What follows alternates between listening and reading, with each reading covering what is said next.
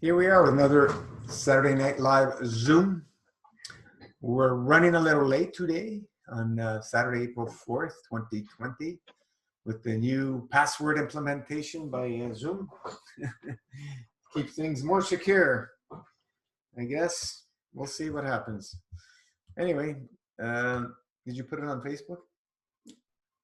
Okay, so everybody has the password now, if they want to join in. Let's see, a few other people here admit.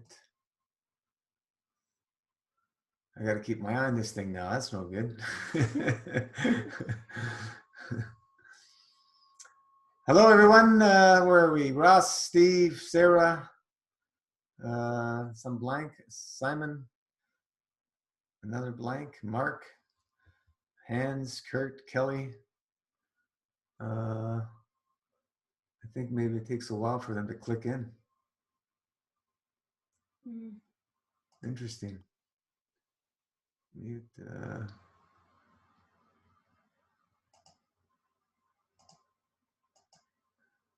All right. So how is everybody doing in this crazy world of ours? They've tightened down the requirements in the lockdown here from 50 people to 5 people max gathering. Yeah, they did that here. And some weeks ago. Yeah, some of the big stores are boarding up all their front doors. Yeah, I wonder why. All over the country, they're doing it down here.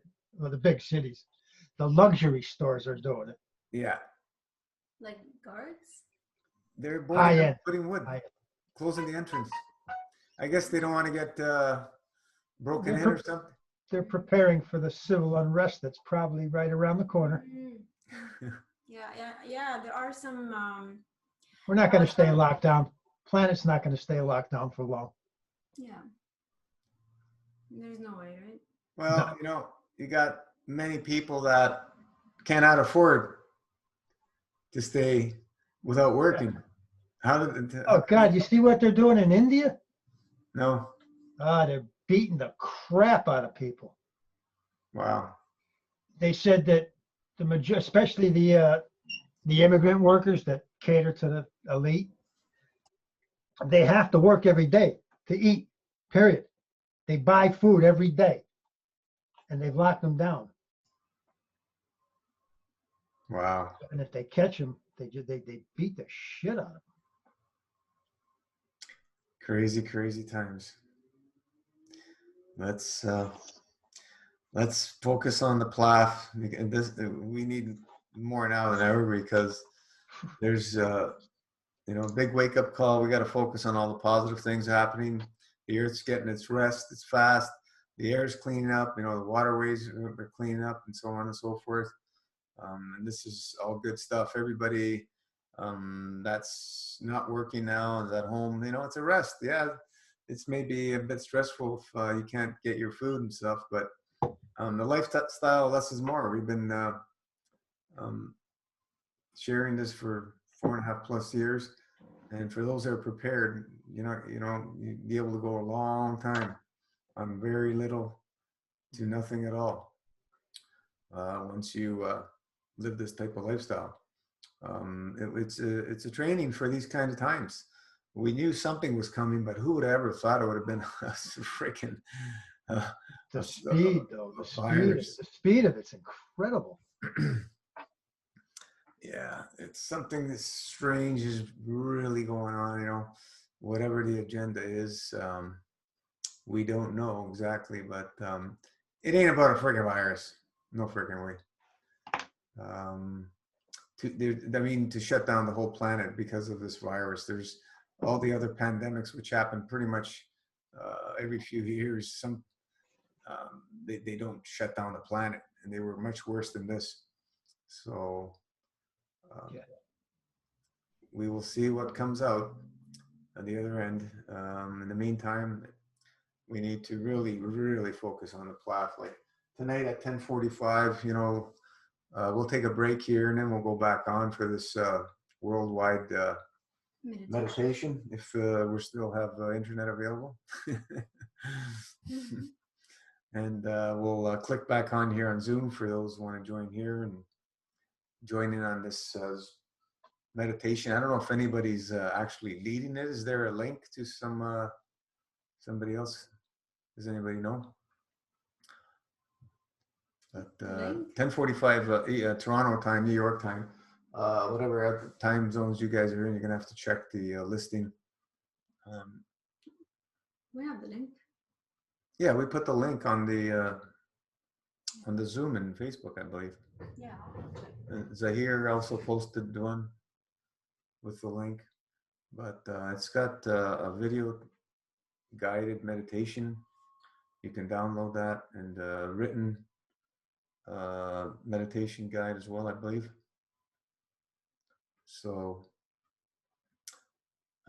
this is going to be a good thing.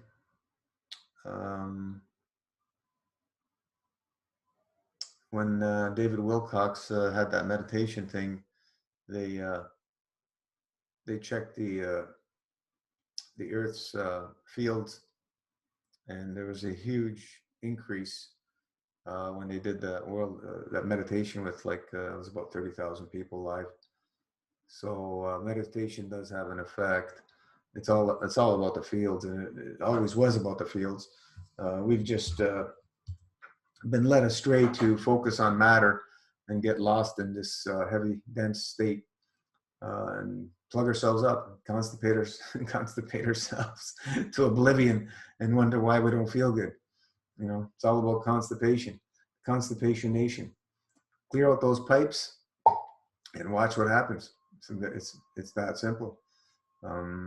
We continuously focus on cleaning our pipes to open up that plasma vacuum chamber, GI tract, and that's where really when you start seeing amazing things happen. How many of you made Ganz? Steve, Hans, Kelly's got her hand up. You want to speak, Kelly? Or is that just saying yes? Kurt, I think Kurt was also playing around with it. Kurt, what happened? You shut down your Facebook page?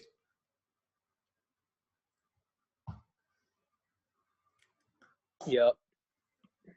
How come?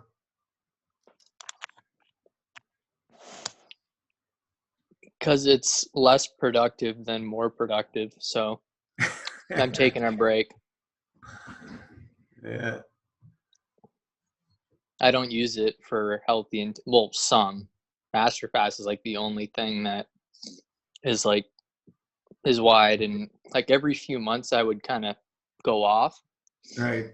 But I joined a year ago, and that was kind of the one thing where I didn't, but I've just kind of unplugged for a bit, and in one day it's amazingly, just feels so much better. So something psychically shifts when you unplug from certain things, Yeah, it's good to take breaks and everything.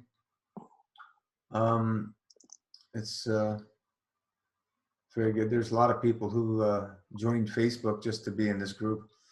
It's the best platform for a group, Facebook. For software. Unless we're going live Zoom, this is actually the best. But you can only put so many people in these things. Facebook is an excellent platform, and you can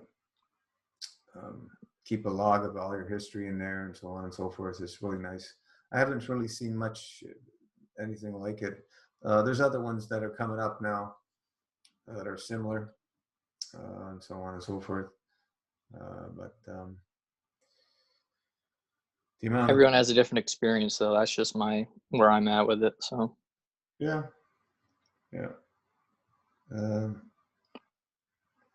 It's all good.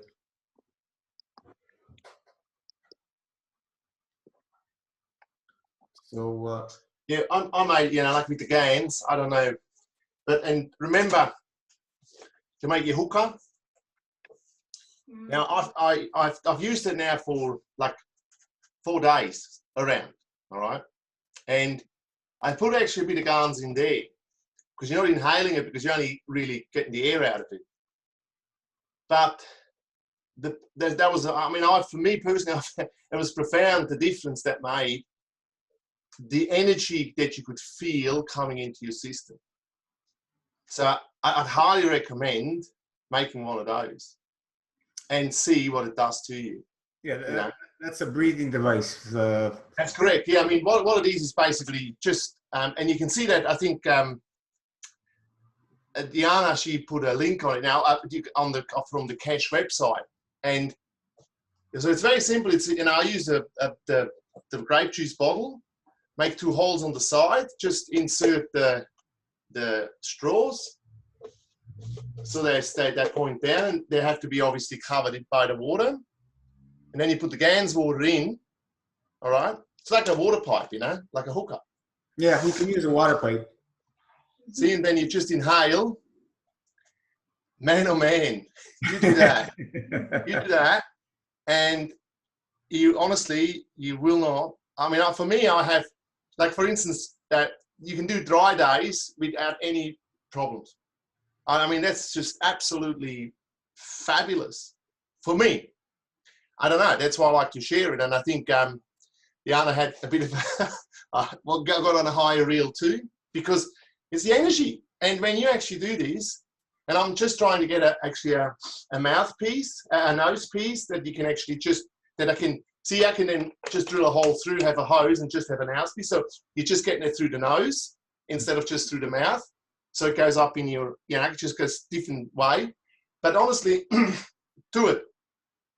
Very simple. I mean, you got all the bottle from the grape juice. All I need is 2 straws. That's all you need. And then I used a soldering iron just to make a poke a hole, but you can do, you can even take a knife or a drill or just make a hole on the side of the thing. It's got to be tight so the air goes through the top. That's correct. Yeah. See, I mean, that's why I sort of just use a soldering iron, and it's just, but because you're breathing so much air in, and the air comes through the straws and goes through the water, stirs the water up, gets that fumes, the water fumes, and you inhale that. You inhale the water fumes from the Ganz. Now, honestly, I'd say, like, even I did exercise, and the way, because I'm a level 5, so the energy level that I get me through the exercise is just a different level. It's just a different level. Simple as that. I mean, I haven't. So I want to experiment at them heaps more, because just to see what it really does, Because I mean, they'd give you all the advice, but then until you actually do it, and honestly, this was just like the first time I did that was just, whoa, where am I? You know what I mean? Where am I here? So they're certainly worthwhile doing.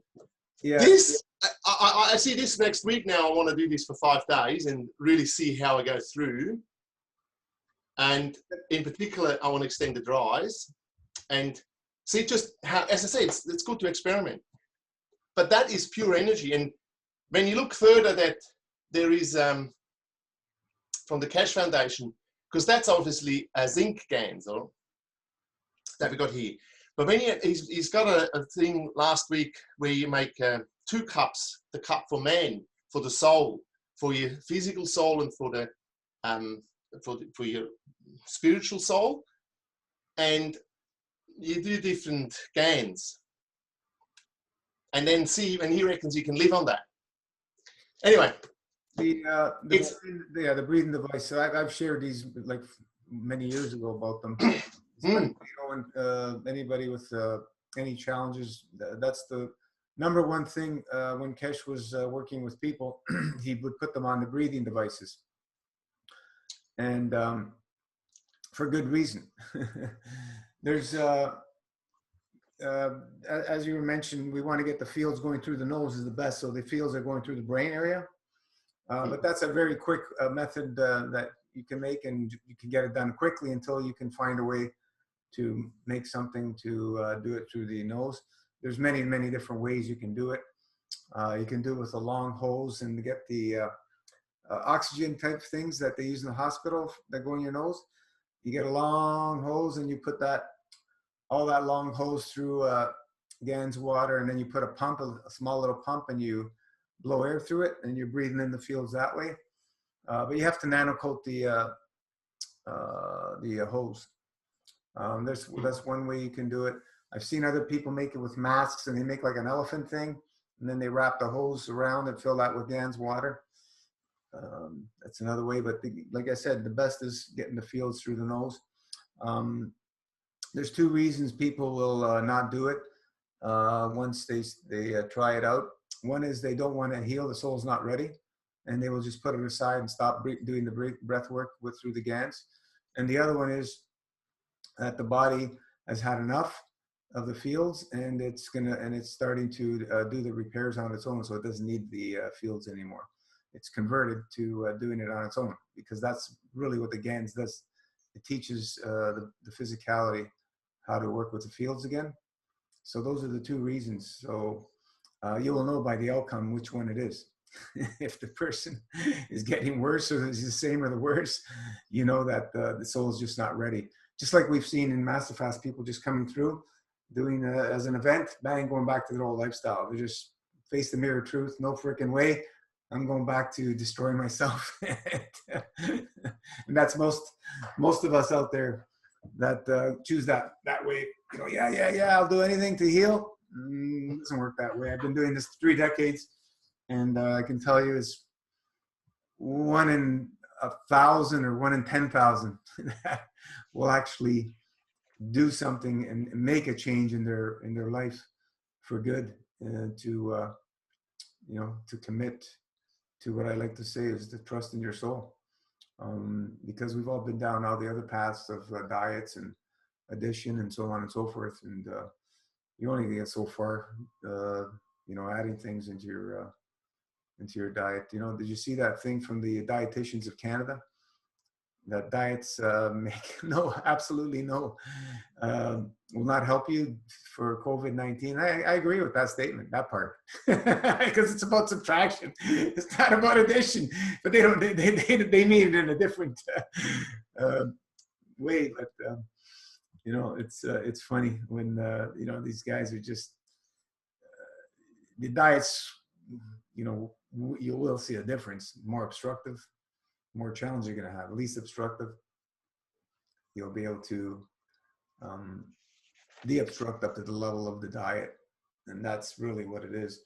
Until you've decided to let it all go and subtract only, then you really understand that nutrition is a facade.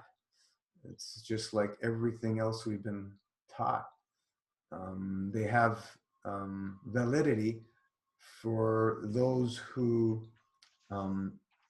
put their faith in it, and they will have some validity to a point. But we'd like to say move into the new understanding and trust in your soul, because that's really the only thing you need to trust in. All the information that's been shared in the MFS realm is just a roadmap. The MFS does nothing for you. It's just a roadmap. Follow the roadmap and watch what happens. And the only thing that you will come to be aware of is that the things that start happening to the physical, mental, and emotional bodies have nothing to do with the physicality and everything to do with the soul. And that really comes into play when you've been living this lifestyle for a few years, and you keep going and you keep going and you keep going, and then all that stuff that we've been conditioned to believe, you start questioning it more and more and more, and then you start letting it go because it does not serve us anymore, and you start taking in the new understanding, and the downloads start coming through. The information that's available to all of us, each and every one, because all our souls are connected to source. So we cannot be separate from that all knowledge of one creation. And it's profound when you start getting downloads of information that you just couldn't see before, even though they're right in front of you. They're right in front of all of us. You just couldn't see them. And they, all of a sudden they start popping up. Wow, okay, man, why didn't I see that before? And it just starts unfolding that way. Excuse me. And it's amazing, beautiful thing. But now, more important than ever, we got to focus on that the plasma love always flowing. It's always flowing. We just have to consciously tap into that wonderful, beautiful energy that nourishes all souls, all creation, continuously. It's a give and take, a give and receive. Receive is a better word. Give and receive. We don't need to take anything when you work with the principles of creation. Creation will supply you with unlimited abundance, always, always, always. That's the only thing we really have to understand. The nourishment, once we are able to nourish ourselves through the fields, you're going to look at food at a whole different way. Your body's going to act completely different every time you eat than it ever did before, because these senses start opening up and awakening, and they give you feedback, whereas before you're in a total numbed out state. You know, this is if you take a you know, the real heavy meal with lots of fats, for example. You know, number one, fat is one of the most addictive things to eat. Any fats, you know, vegetables, or I know. The obstruction, the more obstructive Yeah. the food. The more The more obstructive, the addictive. more addictive. So you're eating these fats, for example, and then, you know, you kind of get in that numb state. You know what I'm feeling when you eat heavy? It's like, it's kind of like a buzz, feel good, numbed out state. And that's why they're so addictive. And it numbs out all your senses. And, you know, the more you do it, see, fats are addictive. They're obstructive. They're stimulating as well. They're stimulating. They're very, very hard on the body, taking in fats through a diet. If you allow the body to create the fats, it's a whole different energy, because when the body does it with no thing, it doesn't plug up the energy system, the lymphatic system. When you do it through eating, you know, the fats are one of the worst things to plug up that lymphatic system, and it goes stagnant. You know, fats probably one of the worst, and then you get the hard proteins. Those two there are very, very hard on the whole system. But fats, I think, they're on the top of the most obstructive. I believe so. You get like, if you get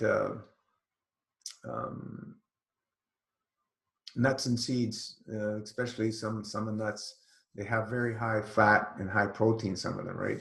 So you're getting the double whammy.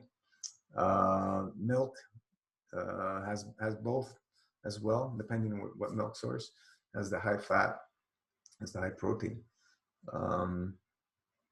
You know, depending on the type of meats and so on and so forth, they have different percentages of fat. But those two come together, and it's a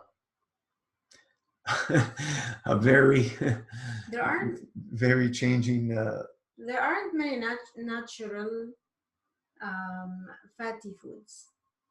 I mean, the nuts and seeds, but like really, they're not the optimal foods, you know. But fruits and vegetables. Yeah, well, there aren't avocado, many there's fats, yeah. olives. Avocado's really high, 70%. Durian's about 30. Olives are about 20%. And then all the other fruits are, you know, usually most of them are probably under 10%, and many are under 5%.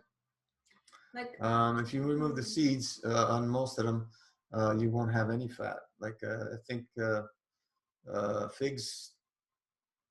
No, it's not dates. Dates. I have zero fat if I can yeah, understand that. But if you would eat the seed, which you don't eat a seed on a date, there's fat in the seed for sure, because that's where all the fat is in the seeds. You know, the when you make oils, they make them from the seeds, like olive oil.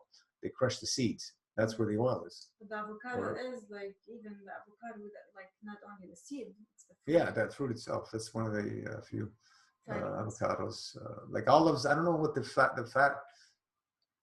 is in the actual olive. It's It doesn't less. really feel fatty. The You know, olives. they say it's about 20% plus or minus, depending on the variety of olive. But if you get the oil, it's 100% fat. That's from the seed, the oil.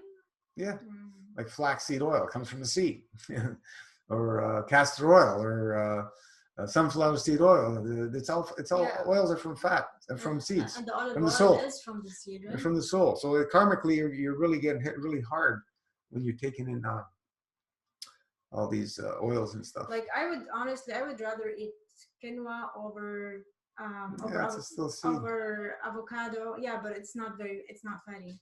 It's very little fat. It's lower fat than other seeds. Same thing with wild rice. It's a seed, but it's much less fat. I mean, there's no fat. I don't think there's any fat. Not wild rice. I don't think it's more starchy. It's a seed. Yeah, I know. Yeah. But yeah, it doesn't have much fat. But even the quinoa doesn't have much fat. It doesn't feel fatty at all. And I checked it; it's not fatty. But I would rather eat quinoa or wild rice over cashews, raw cashews, for example. Like there's no comparison. I wouldn't even compare. You know, some people are into like eating everything raw. Like it's the law. You know, raw is law. And I honestly I can't agree with that. It's just it doesn't feel right to eat the fats, to eat the nuts and the seeds as well. You gotta have your fats. Yeah, like yeah, and they would argue back and forth. Oh no, the avocados are better than quinoa. It doesn't feel right. Yeah. Or the I did the raw fats and stuff and seeds, and I feel way better on steamed veggies and yeah. yeah, thank you for sharing. Because it is like it is obstructive, right? The fats, the especially the nuts and the seeds and um it's yeah, it's definitely more obstructive. You'll feel it. Yeah. You will feel it if you like the more obstructive you're gonna feel when you go into the fasting state. You're gonna feel much Yeah. more challenges when you've eaten a lot of fats. Yeah, and there is something called mucus list, and you know everything is mucus forming or mucus inducing, and definitely the fats, in my opinion, are more mucus inducing than steamed vegetables. I totally agree. Yeah, it shuts everything down. Your whole bowels stop working, everything. I don't know how people go on these keto diets for a few years. It almost killed me, man. It wasn't fun. Another thing is the salt, you know, like do your best to avoid the salt. It's very addictive as well, very stimulating. We got Zahir joined, and we got a few other people here. Dana, how do you pronounce that? Dana. We can't hear you, Dana. Margaret. Hi there, Dana, Dana. Anything? Dana? Dana in Romanian, Dana in English, so it goes both ways. Yeah. Nice. Somebody else coming in. So yeah, we've been bombarded left, right, and center with this COVID-19. So let's let that go and let's focus on the PLAF. And floor is open. Share some inspiration, anything you've learned, anything you want to share, whatever, let it go. broke my fast yesterday. I was in a store and I found a papaya. I swear it was right off the tree. I've never seen a papaya that ripe in a store. It was the best thing I've ever eaten, to be honest with you.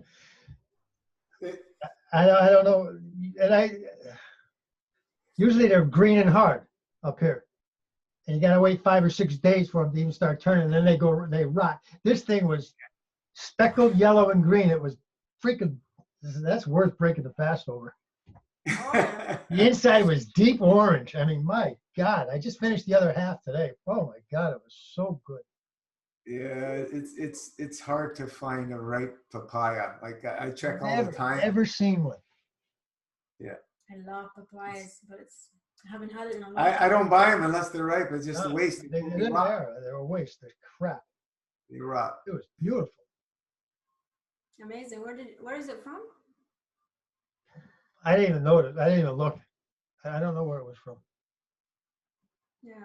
Usually Probably here South America somewhere. from Central America. Mm. I've never had anything that good. Yeah, well, you know, fruit is very interesting. You know, if any of you have ever eaten fruit straight off a tree or wherever it grows, it's a whole different experience. It's like, you know, the lemons in Italy, just off the tree. I just eat the whole lemon, skin and all. It's just like, and you eat the lemons over here, and what are we getting over here? There's absolutely you can't do that with the lemons we get, no matter how ripe or whatever. It's just a whole different experience. Like eating a lemon off a tree. If you ever get a chance, try it. You can eat the skin and everything, no problem. It's just awesome. And many other fruits, same thing. You know, eating figs off a tree in Italy as well. Oh man, the figs we get here, they're as hard as a rock. They don't ripen. It's just a whole different experience. I remember we went on this guy's property. He had, I don't know how many different fig trees. I think it's 4 or 5 from my memory, different figs. And they just let them fall. Nobody eats them, right? I'm going there and I'm picking up. He's going, I've never seen anybody eat figs like you. Because for them, they just let them fall. They don't eat them. They don't eat them. And I'm going trying this one, that one. Then I found a few underground that, you know, when they fall off and then they start turning into almost like a sun-dried, and they were like just pure honey, man. I never, ever, ever find anything like that over here. It's not going to happen. Just awesome. But, you know, grapes off of vine, pomegranate off vine, peaches off vine, cherries off vines. I don't know. Anybody else have anything they wanted to share that what they've tried off of vine? I've tried quite a few things. Tomatoes, you know, tomato off of vine. Oh, tomatoes, man. Miracle fruit, just no comparison. Warmed up right from the sun, you know, when it's still warm, and they're just awesome. You know, the fruit. And then you take them home, put them in the fridge. I never put fruit in the fridge myself. I keep it out. Only buy stuff we're gonna eat. But it's warmed up by the sun is awesome. A watermelon, you know, warmed up in the sun. Inside, it's cool. Baking hot sun. You break it open, it'll be very cool inside. It's just awesome. We eat them right in the field. Yeah. Just open up right there. smash your fist through it and start eating. But yeah, man, if you haven't tried eating anything off of a tree or bush or whatever, berries, you know, do yourself a favor and go experience that. Now we have time. Go up. No, God, you know what Vermont. Yeah, I saw it today. They outlawed the sale of vegetable seeds. So it's a non-essential item. What? Vermont, state of Vermont.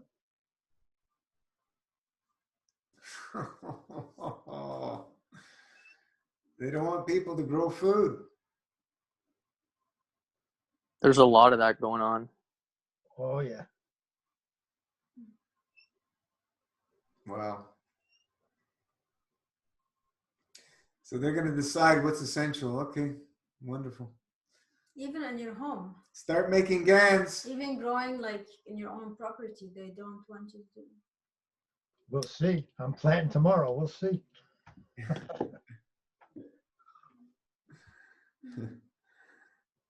Start making your Ganses.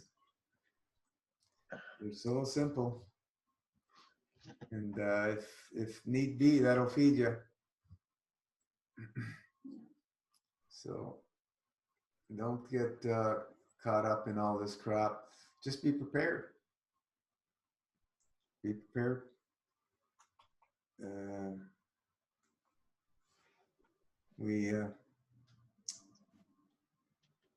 We're in very interesting times, and we don't exactly know what's happening, but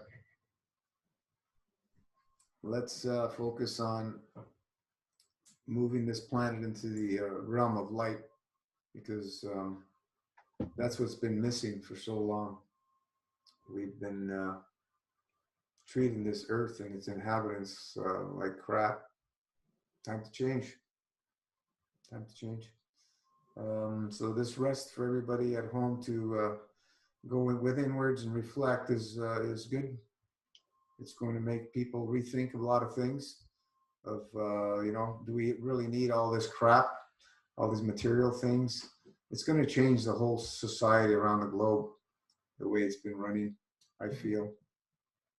So that's going to be very interesting how the next few years play out as all this unfolds. So the virus, does it exist? Yeah, many viruses exist, but they're just energy packets, and like we keep saying, the fear is the virus. And when you get into that fearful state, not a good place to be. Not a good place. What we want to do is transform the viruses, the energy packets, mutate them into PLAF. And if you don't think you can do that with your intent and emotion, then you just have to start living and loving it and watch what's possible.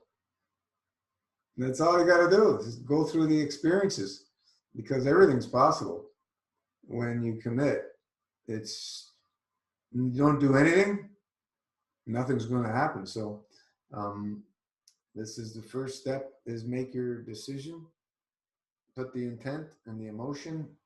The emotion puts it in motion, and watch what happens. Just magic will unfold right before your eyes. But that breathing device is, I highly recommend everybody make one. The simple version, anyone you can. If you can make the more complicated one, a little more complicated through the nose, you can do that. But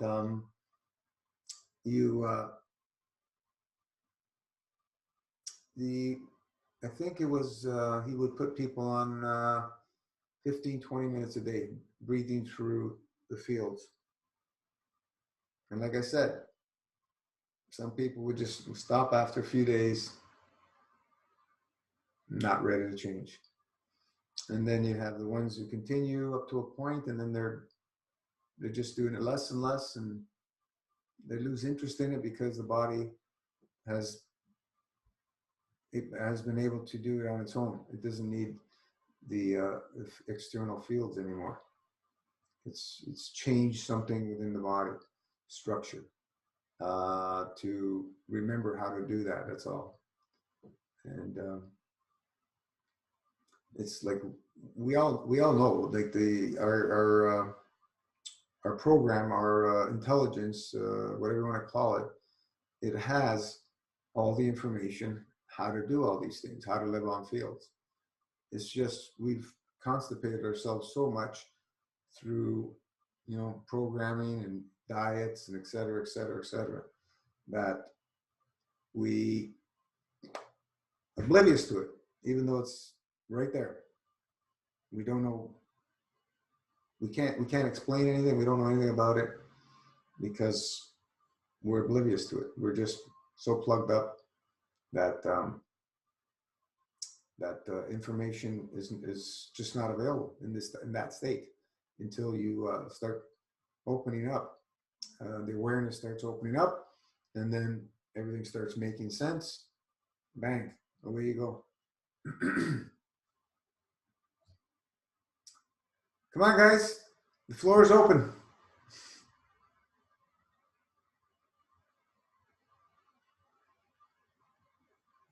Questions? You know everything? Everything's done. We're all set.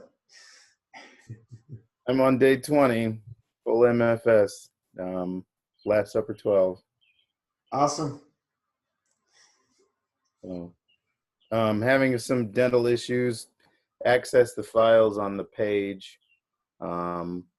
Did a little bit of oil pulling. I'm gonna brew some tea, maybe do some tea pulling. I'll probably do more oil pulling because now that they've closed the borders, I want to go 108 days.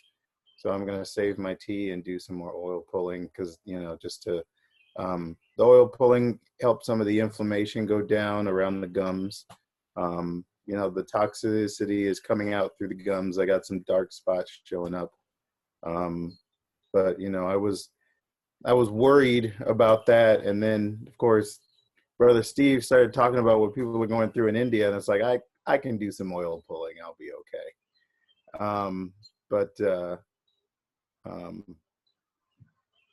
I need to do some more cleansing on the Kalima board.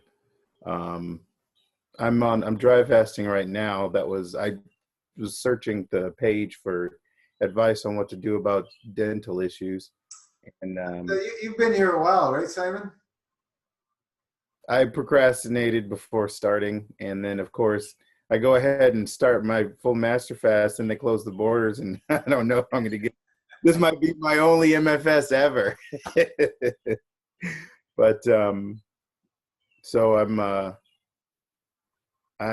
it's interesting because, I live with, I've got roommates and, I live upstairs.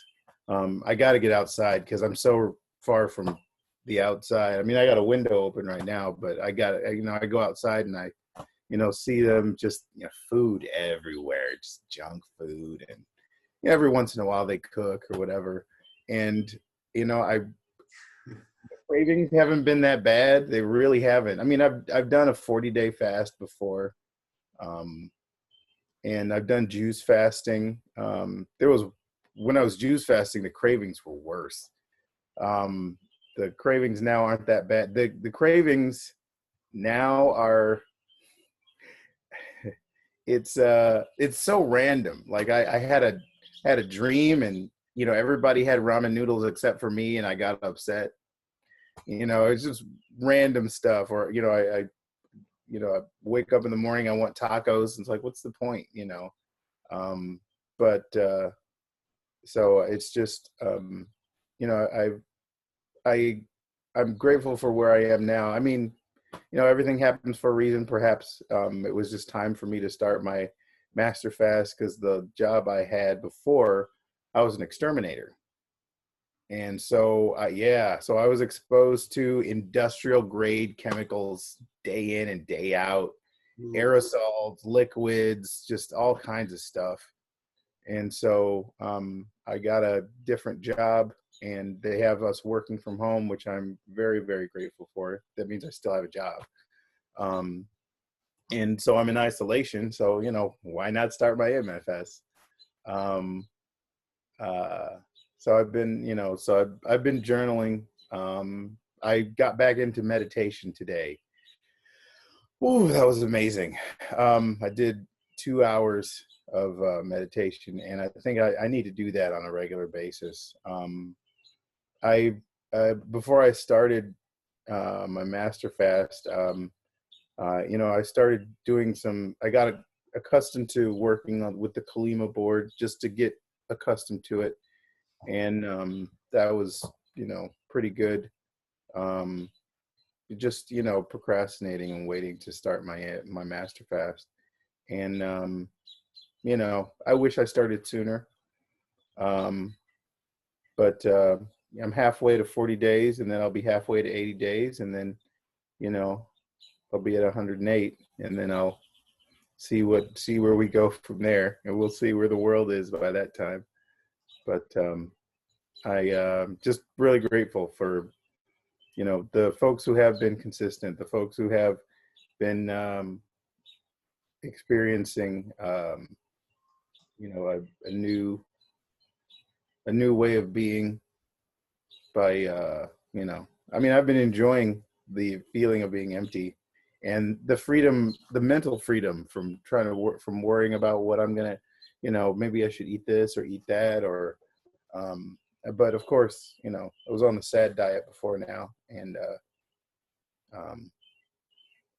day 20, I'm doing okay. Very good. What's happened with the teeth? Do you have work done on the teeth in the past or stuff? Maybe genetics, because I think the same area that I see is missing in my dad's teeth is missing in mine. I had some just cavities. I didn't have a filling. I had a I don't know, some sort of composite or whatever, but it wasn't permanent. The doctor said that, I was going to have it redone, and eventually it just kind of shook loose and came out, and, food stuck down in there, rotted the tooth, and the doctor said that the root is still good. So, I observed that a lot of folks were saying that, the roots will heal itself. And even when the doctor prescribed the procedure, because it wasn't going to be a root canal, what they were planning on doing was doing a procedure to, they would take, I think the procedure is they take something from the bone or something, and they implant it in the root, and then the root heals, and then they put a stud in there and an implant on top, so that it's basically a fake tooth on top of a post. But at the same time, as the doctor was describing the procedure, he's saying the root will heal itself. So if the root's going to heal itself, why not just allow it to, do what I have to do to allow it to heal anyway? The rest of the tooth needs to be removed, and I'd probably go to them for that, but that's about it. So I haven't had any. I have my wisdom teeth removed, but no implants or fillings or anything like that. So I want to do what I can to hold on to what I got for, I guess, just maintain. But a lot of people have challenges with the teeth. It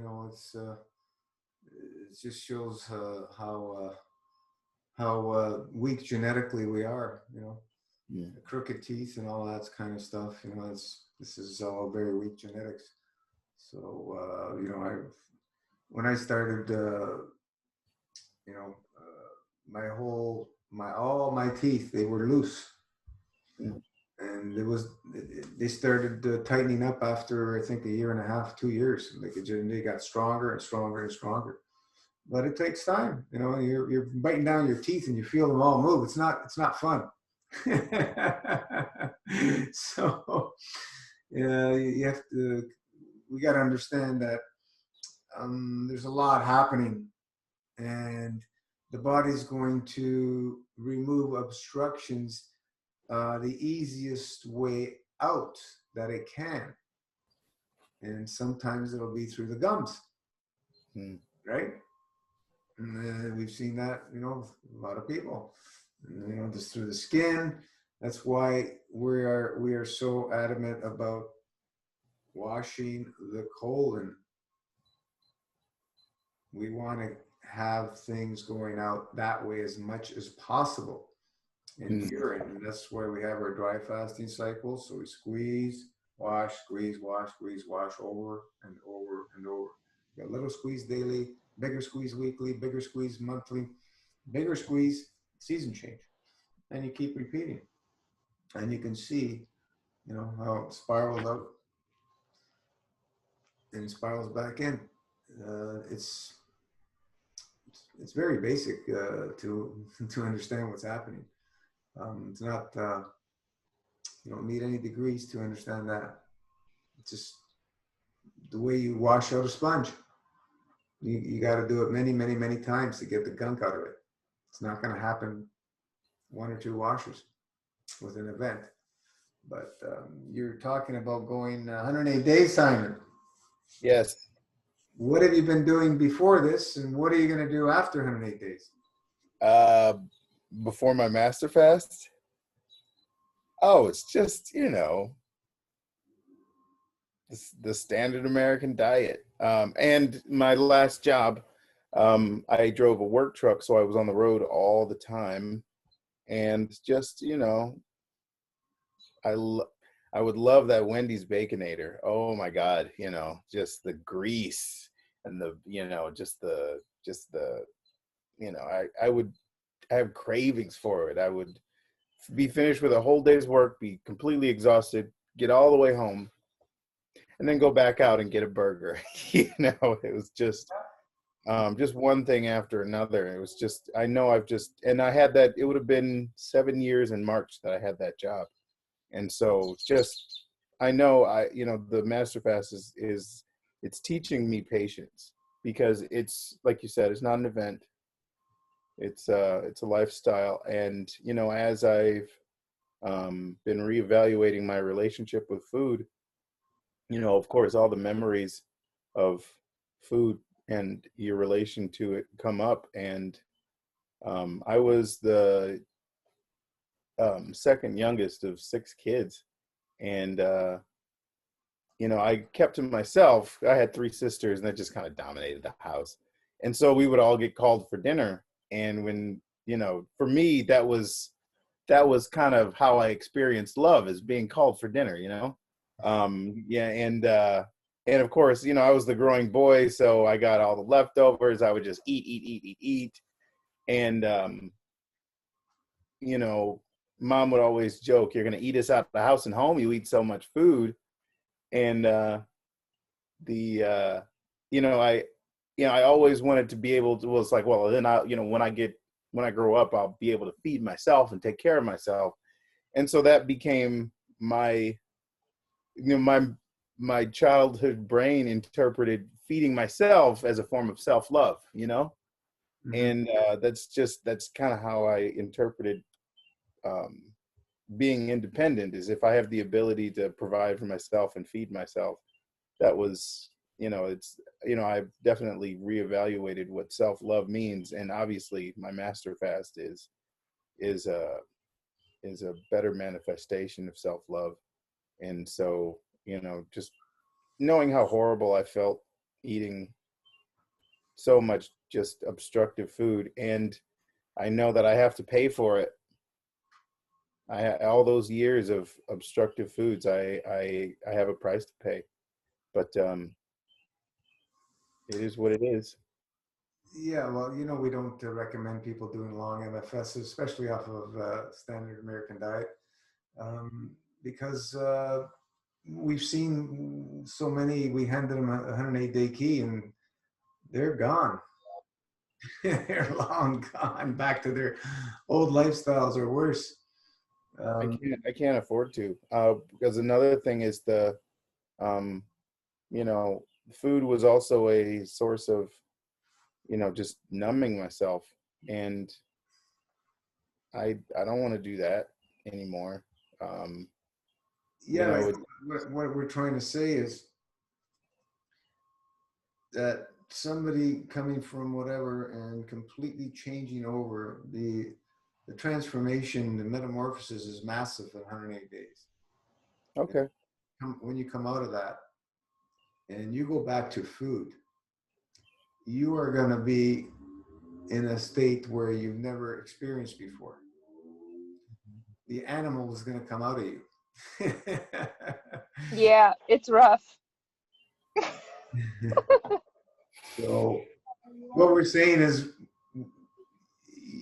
when people choose to do level 7, which is full MFS, you really should never want to go back to eating ever again.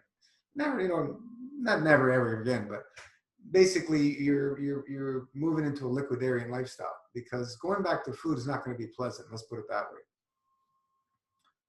Because people will try and get the feeling of living on fields when they're on full MFS with the food, and it's not going to happen. I don't care what food you eat. I don't care what best fruit in the world. Not going to happen.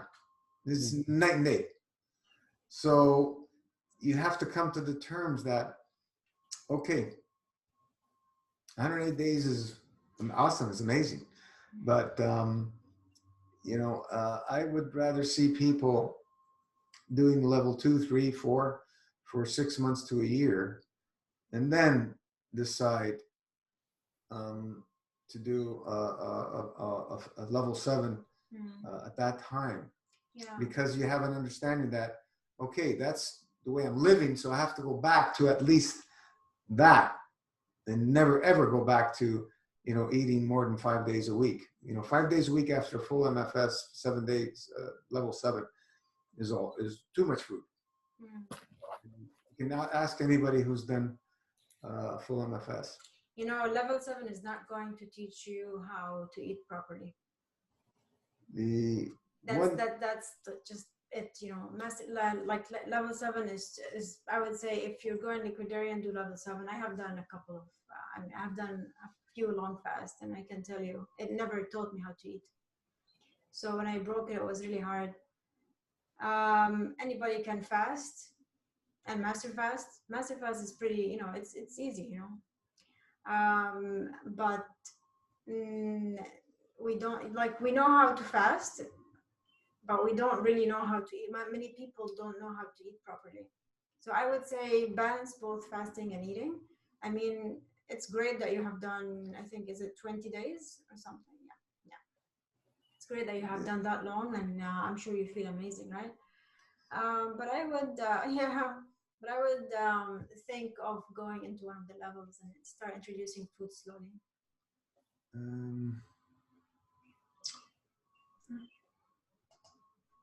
Yeah, and start introducing food slowly.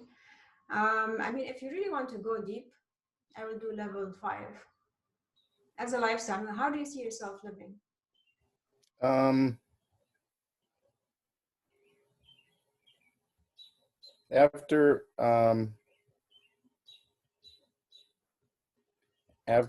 Okay.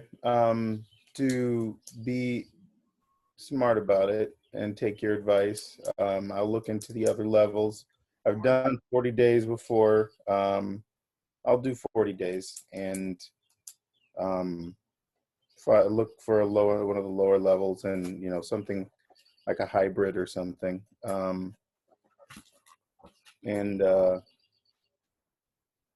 mean, I know for a fact, like even before considering MFS, I would, step away from things like dairy, especially dairy. I would stay away from that, and I would know the difference, even before considering fasting. I knew what, I knew that I wanted to stay away from dairy. It does nothing for me.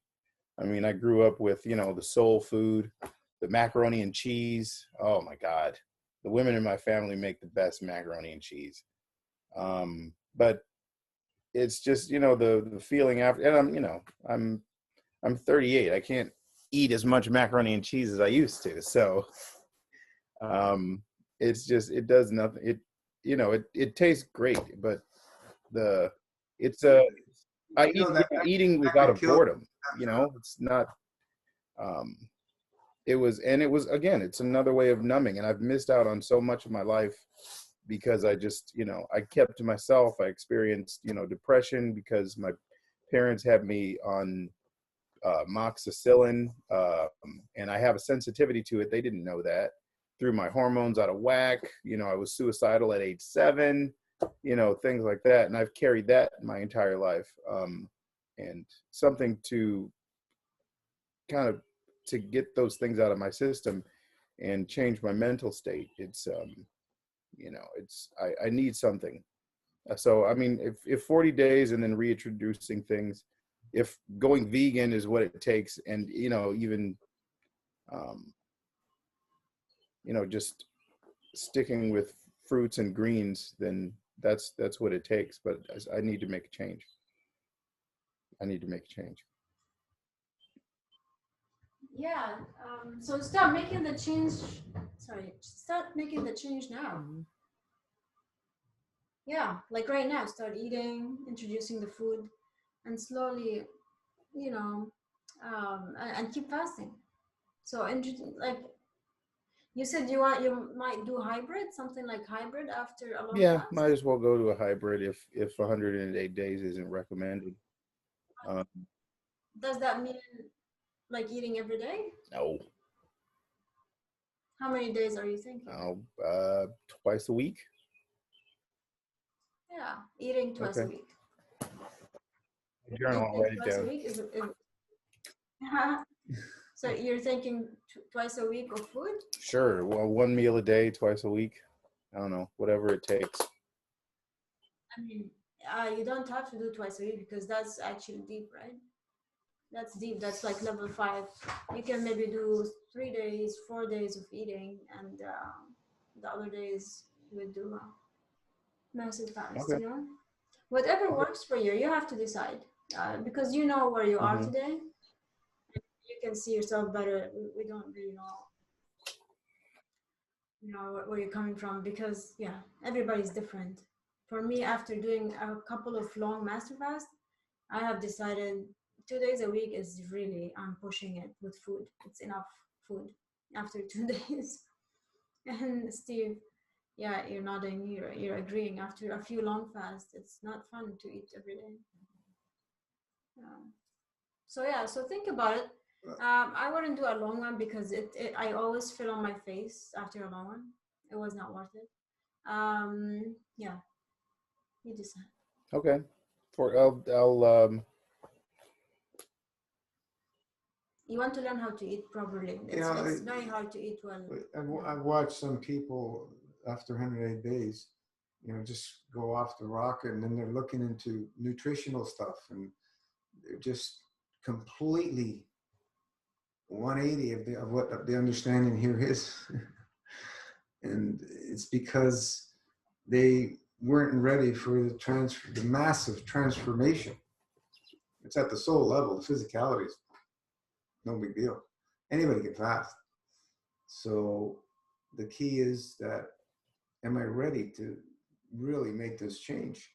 And you're not going to know that until you start going through it. And that's why many experiences will help you evolve, or whatever word you want to use to gain that new understanding. One long, like 108 days, is a massive change in a short period of time. And we're trying to change generations of programming. It's not just us, it's our ancestors, both ends, both sides. We got generations of programming within us. And 108 days is going to be a big wake-up call. Yeah, just our lifetime program. That's enough. It's very challenging for people to come to that and really stick to it. Mhm. Yeah, I'd like to reconnect with like my grandparents and my whole dad's side of the family. They had gardens, they had fresh vegetables, they had, every Thanksgiving, we would have fresh greens, and grandma would do canning. We would go to the basement to get canned beets and pickled cucumbers and pickled cauliflower. We would everybody loved the beets so much. We would be told, grandma would say, go get some beets from the cellar, and you come up with, it's like, oh, this was canned in 1982. It's like, this is a great year. Like we're talking about wine or something. But it was, I've gotten, I've fallen away from that. So I have some good roots when it comes to, a relatively healthy intake. mom and dad always had, things like carrots and celery that we would have instead of, the sugary snacks, because we couldn't afford it. So we would always have, fresh vegetables. And I thought that, if I ate enough carrots, I could see like Superman, so I would always, always be munching on carrots. And I've just, I've just gotten away from that. And, maybe that's just all I need, is just to kind of reconnect with, some of those just basic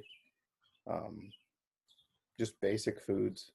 And if that's what it takes, then that's what it takes. But That's awesome. Get back on that, I'm fermenting these days, and it's nice. Play with it. There's so much you can play with. right. Simon, just to, I like your attitude very much, and I think that a lot of it is that ingrained in our society that we're striving for reaching a goal. You have set yourself a goal. You want to go for 108 days. I compare that. Would you, in your state, say, okay, I want to run a marathon, and I train for 2 months, and then I go and run a marathon? Would you think that you could be capable after 2 months training to run a marathon? It's a bit like that. Okay. Because when you go into MFS and you do long fasts, you'll be thrown into turmoil with your soul, because your physicality can cope quite well because you've got a strong mind. But when it comes to the turmoil of your soul, the release of emotions, that really is something that you have to sort of ease into it. And furthermore, if you want to be a marathon runner,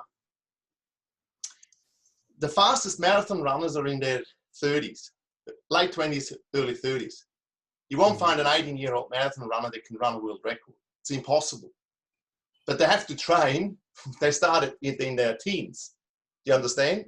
They actually have to progress through it, and they know that. And they know, if I wanted, my fastest times are coming in 15 years' time. Okay? I was a rower, and same thing. The average Olympic rower is around 26 years old. So if you think as a 7-year-old I can go and push the gate open, you'll be finding that you have to just do the preparation before you can reap in the results. And that's the same here. So I admire and absolutely like the attitude that I want to go for 108 days. But let me say that it's the same as I said, go and run a marathon in 2 months' time. You won't be able to do it. Simple as that. I can tell you. You know what I mean? And that's something that is not bad, but that's just something, the fact that you have to then maybe listen, as I said, to people that have been doing this for a while, to say, I got to learn how to train every day for that. And that's something that means it's your lifestyle.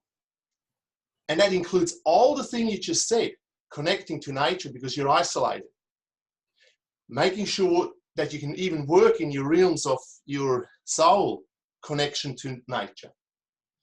There's a lot of other stuff that you can work on a daily basis that will help you then to go into a longer fast.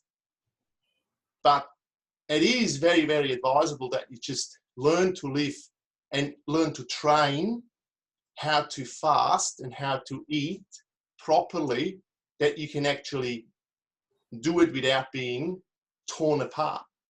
Because if somebody, like, think about it, if somebody's 150 kilo and wants to run a marathon, he'll damage his body maybe irreparably if he wants to do that. So there's a process before I can run a marathon. I got to go and do certain other things first before I can really excel on that. And I think that's very important, so that you just keep that in mind, that the emotional side is really that what makes where you live and die by, really. The physicality and that oil pulling, this and that, yeah, it's very can be very hard too. But it's the emotional side, and see, then the motivation that you have will get you how far. And once that drops off, that's when, not the danger, but that's when awakening comes, and that's when issues and you think, oh shit, this is all going nowhere. You know what I mean? I'm just saying that's experience that go through the videos, go through people that have been doing it, and you know what I mean, learn from their experience what they say, and then see, are they still in the MFS or where are they now, and so on and so on. And then you'll see there is a bit of a pattern there that the ones, if you get steady pace wins the race. See, when we rode, if I can row every 500 meter split the same, and it's on that level, I'll beat everybody. Everybody goes away from me in the first 500 meters, but then I catch up because they're falling down. You know what I mean? They can't maintain. The steady pace wins the race. And I think that's very important to know, that you learn, how do I create my own steady pace within the fasting? And that's the experimenting. And that's why, look at how great it is that we have hybrids. We have, what level do you want to choose? You know, like, so you have all that. That's to your advantage, that you can say, whoa, whoa, whoa, whoa, let's just, let me try that. And let me try that. Because then, see, because you come out of a sad diet.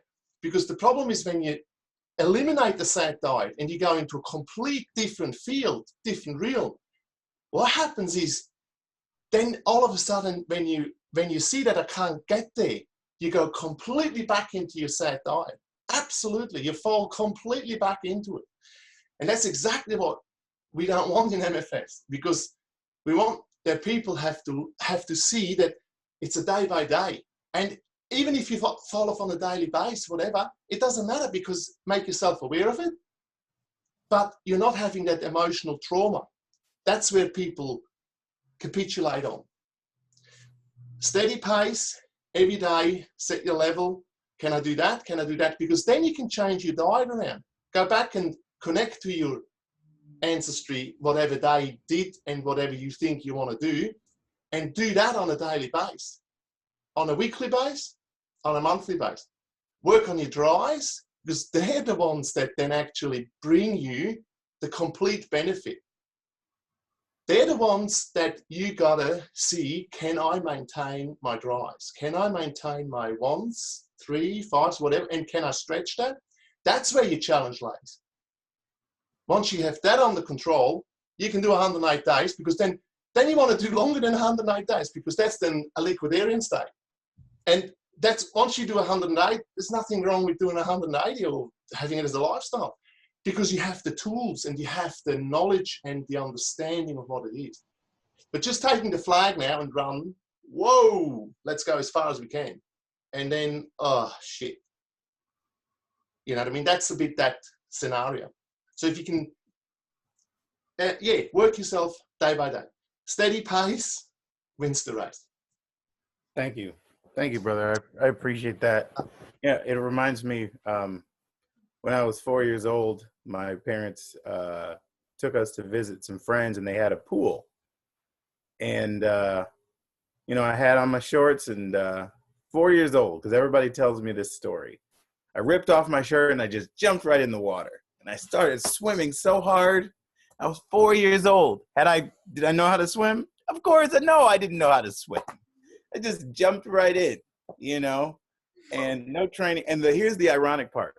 My father was a lifeguard, and I still don't know how to swim. But, but so it's... who got you out of the water then? Huh? Who got you out of the water? Oh, my parents, they got, I think the people who owned it, they come and just pulled me out or whatever. But they always reminded me of that story. But it's, it is, I'm grateful I'm in a place where I know my life needs to make some shifts and make some changes. Because, I don't mean to gravitate to any labels for diseases or anything, but the mental state that, a lot of people call depression is something I've experienced for a very long time.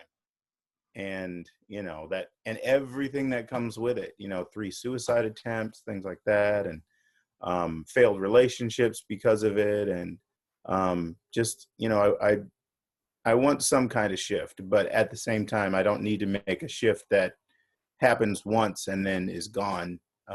if that's what trying to do 108 days after a sad diet will do to me. I mean, I have, over the months that I've been observing or trying to participate in the group, I see, the testimonials or the interviews of people afterwards. And, I've been on a few Zoom calls before and mentioned how much motivation those, people inspired. And it was like, who are you talking about? So even though they did like 108 days or whatever. So I'm guessing that was probably some of those people that, are here today and gone after 108. But I need something, and I definitely appreciate, and I'm grateful for the community here. So do you guys? I mean, I've done 20 days, 40 days. Would that be okay? What do you think? 40 days? Any amount of days is okay as long as somebody is ready. That's the question only you can answer. And like I said, if you haven't run a marathon, how do you know what a marathon feels like to run? So what's going to happen when you come out of that? Are you going to be able to maintain a level of sanity, or are you going to go cuckoo? Because the transformation happens. That's a given. Transformation happens. Okay. Are we ready for the transformation? I feel that there are some signs of something coming on the horizon. I've always had some sort of intuition. I always felt that my mother never believed in deja vu or anything like that, but I would always, even growing up, I would always have some sort of intuition about things. And leading up to even me doing the Master Fast now, I learned about Master Fast while I had a job where I was being exposed to poisons every day. And I knew I wanted to get away from it. When I learned about MFS, I was living somewhere where I wouldn't be, the bathroom wasn't accommodating. The place I moved to now, it's very accommodating for my Kalima board. Even getting my Kalima board, I ordered it from California, and I ordered it, I spent the money, and it just, they kept telling me there were delays and delays and delays. And I kept calling the company. And then one day I called the company, and the owner of the company picked up the phone, and I asked him about, where my order was. And he, within a few days, I had my Kalima board. And then the place I moved to, I have my own space. I have a lot more privacy than where I was. And then in my job, when you're an exterminator, it's also customer service because you're interacting with people. And at one of the places I was at, I was just having a conversation with one of the people that work there, and we got along pretty well. And I visit, for my customers, I'd visit every month. And so the next month, which was the Friday before Christmas of last year, he offered me a job. And come to find out, the guy I was talking to the whole time was the CEO. And so I changed jobs. It pays twice as much as I made before. I have a new place. It accommodates the privacy I need for using my Kalima board. I have the resources available to buy. I bought the supplies that I needed for Master Fast, and I have a lot more time available than I did in my last job. So to me, there seem to be a lot of signs that the transformation that, my soul is hoping for is more available now than it was before. Those are the signs that I'm going by. Yeah, that's And all great. It's all great. But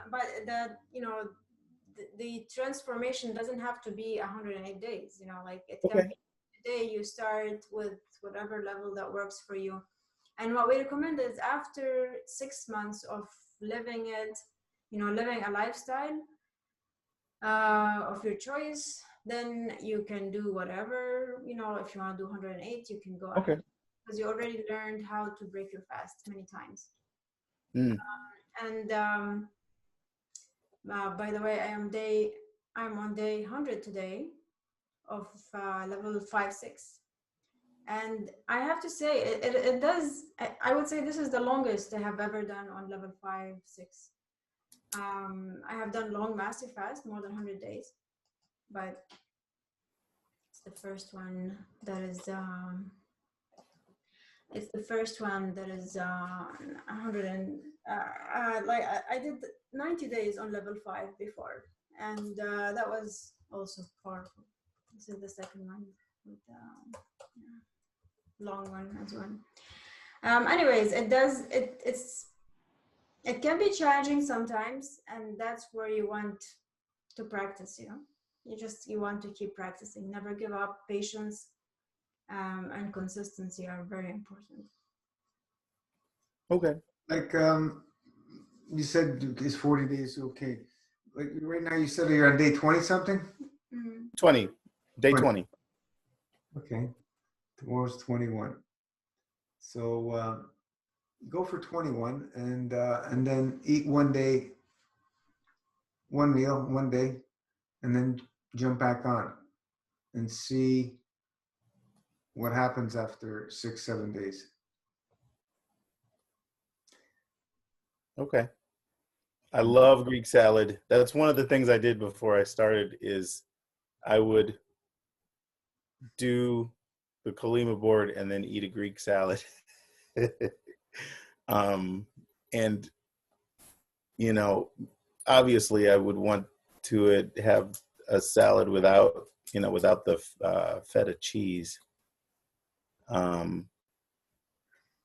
You know, I even when I fasted before, because growing up, my family, we grew up Christian, and as a spiritual exercise, we would fast every Wednesday, and we did that for years, sun up to sundown, a full 24 hours. Really? Yeah, yeah, but it was, you know, juice and water that we would have throughout the day. And, you know, I mean, I was homeschooled. I've never spent a day in public school. I went to college after I graduated. But yeah, growing up homeschooled, I was homeschooled from age 2 to 8 to 19. My 3 of my older siblings were pulled out of school. So, but you know, my mom, she moved here with my dad from the military. And she had a degree in elementary education. And so she wanted to homeschool us because she didn't like the public school system. And we were very, you know, we grew up Christian, and prayer was, you know, a big part of our lives, but fasting and prayer, that was one of the things that we learned. They went hand in hand. And so we would fast. Yeah. Every Wednesday. How long did you do that for? Most of my childhood and young adulthood. And the time that it was in my late teens. I know it was before graduation. That's when I did 40 days. We had somebody in our church who went blind from diabetes, and his health was, you know, was very poor. And, you know, people were thinking he might die. He was a beloved member of the church. And so a lot of people were praying for him, and I wanted to take things a step further. So I did fasting for 40 days, you know, juice and water. And the funny part was that in the middle of my 40-day fast, friends wanted their roof fixed on their house. So even while I was fasting, I went over there every day during the summer, and, you know, we stripped off the roof and put up a new one. You know, the energy wasn't a big deal. I mean, we were drinking a lot of Gatorade, which probably wasn't good. But yeah, it's something that that I always appreciated, the mental freedom from having to choose what I had to eat. And I'm enjoying that now, but yeah, I don't have the experience of breaking the fast. So I know that's critically important. So how do you remember yourself when you were fasting every day, once a week, every week? How did you you come off it? How was your state of mind? know, I guess it was easier because the whole family's doing it. yeah, there was community around it. And that's one of the reasons why I appreciate this group, is there's community around it. That's a big part of it for me, is having the support, because I'm kind of a loner. Growing up in a fairly big family. I mean, 6 kids that was, a lot of people think that's a big family. I mean, I grew up with, friends, 7, 12, 14 kids. But, kind of keeping to myself, kind of having that community around something that I'm doing is something that I appreciate, and being, drawing wisdom from other people's experiences. So yeah, it was easier doing it with the family. But my mental state, it was like, well, I'm not thinking about what I'm going to eat. So you just find other things to do with your mind. And I was always mechanically inclined. I went to engineering school. I work in engineering now.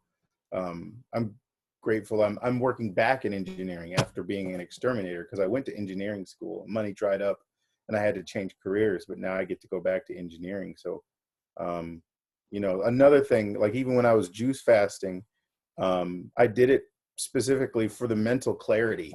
And after 2 weeks, I got the mental clarity I was looking for. Some of my family, my sister, she likes the juicing. I did that for a while. It was, I enjoyed it.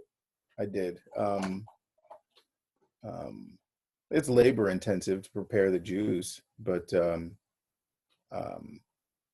I think the Kalima board is definitely going to be is definitely a part of my life now. But the mental state on fasting, it's just, I do enjoy not having to worry about what I'm trying to, eat, because, having it ingrained 3 meals a day, even after my 40-day fast, and even after my juice fast, the amount of food that I was consuming before, it was, it was overwhelming. I knew I couldn't eat that much, but Mama didn't raise no quitter. So I pushed myself back on eating 3 meals a day. But it's just, I just, knowing what it's done to my health and my energy level is, on food, it was just horrible. Even as an exterminator, it's an active job. You're climbing, bending, crawling, moving constantly. And being on a sad diet, I mean, it just wiped me out. I'd like to reclaim my energy, and that's something that I want from, making some sort of lifestyle change. I know what it used to be, and I know what it is now, and the comparison is just night and day, and it's, I need something. So yeah, I mean, if doing a hybrid for a year helps to restore things slowly, that's perfectly fine with me. I'm not going anywhere. It's very powerful. It Okay. really depends what level you choose, the higher the level. But even Kurt, for example, he has been doing level 2 for maybe, I don't know, over 3 months now. And he says he's coming from, I think he was doing raw food before, right, Kurt? And he says that transformation is already big. He's feeling it with 2 days of master fast only. So 5 days of eating, 2 days of. But when he's eating, that's another thing. When we eat, there is a way of eating, right? According to the protocol, we always break our fast with fruits, and then if you want to eat the vegetables. Before that, you can do master fast hybrid, That's what the hybrid is, master fast hybrid. So you're drinking, you're doing the whole protocol if you want, or just the juice. And then we break the fast with fruits and then vegetables, if you want vegetables. And we eat within 3 hours. So there's a lot of discipline in the eating protocol as well. That's actually harder than the fast, in my opinion. Yeah, they're both not. Yeah, fasting eating. You're going to learn a lot about Okay. food. I mean, really, you'll feel everything. You will know which food is What right for your body and which food is not. when you were growing up, what did you guys eat? You didn't eat sad, I don't think, right? No, I mean it's funny because you know, dad was raising us children in the 80s on, you know, $30,000 a year, 6 kids. That was challenging, so we had to be economical about our food choices. Lots of beans. Beans were inexpensive, and mom would soak them, and then, you know, she would make all kinds of things. Not a lot of meat. We didn't have a lot of meat growing up. We just didn't. There were a lot of fishermen on my dad's side of the family, so we ate a lot of fish. We would have fish fries, you know, in the corn. You know, they would dip it in the cornmeal and put it in the fry oil. So lots of fish, baked fish, chicken.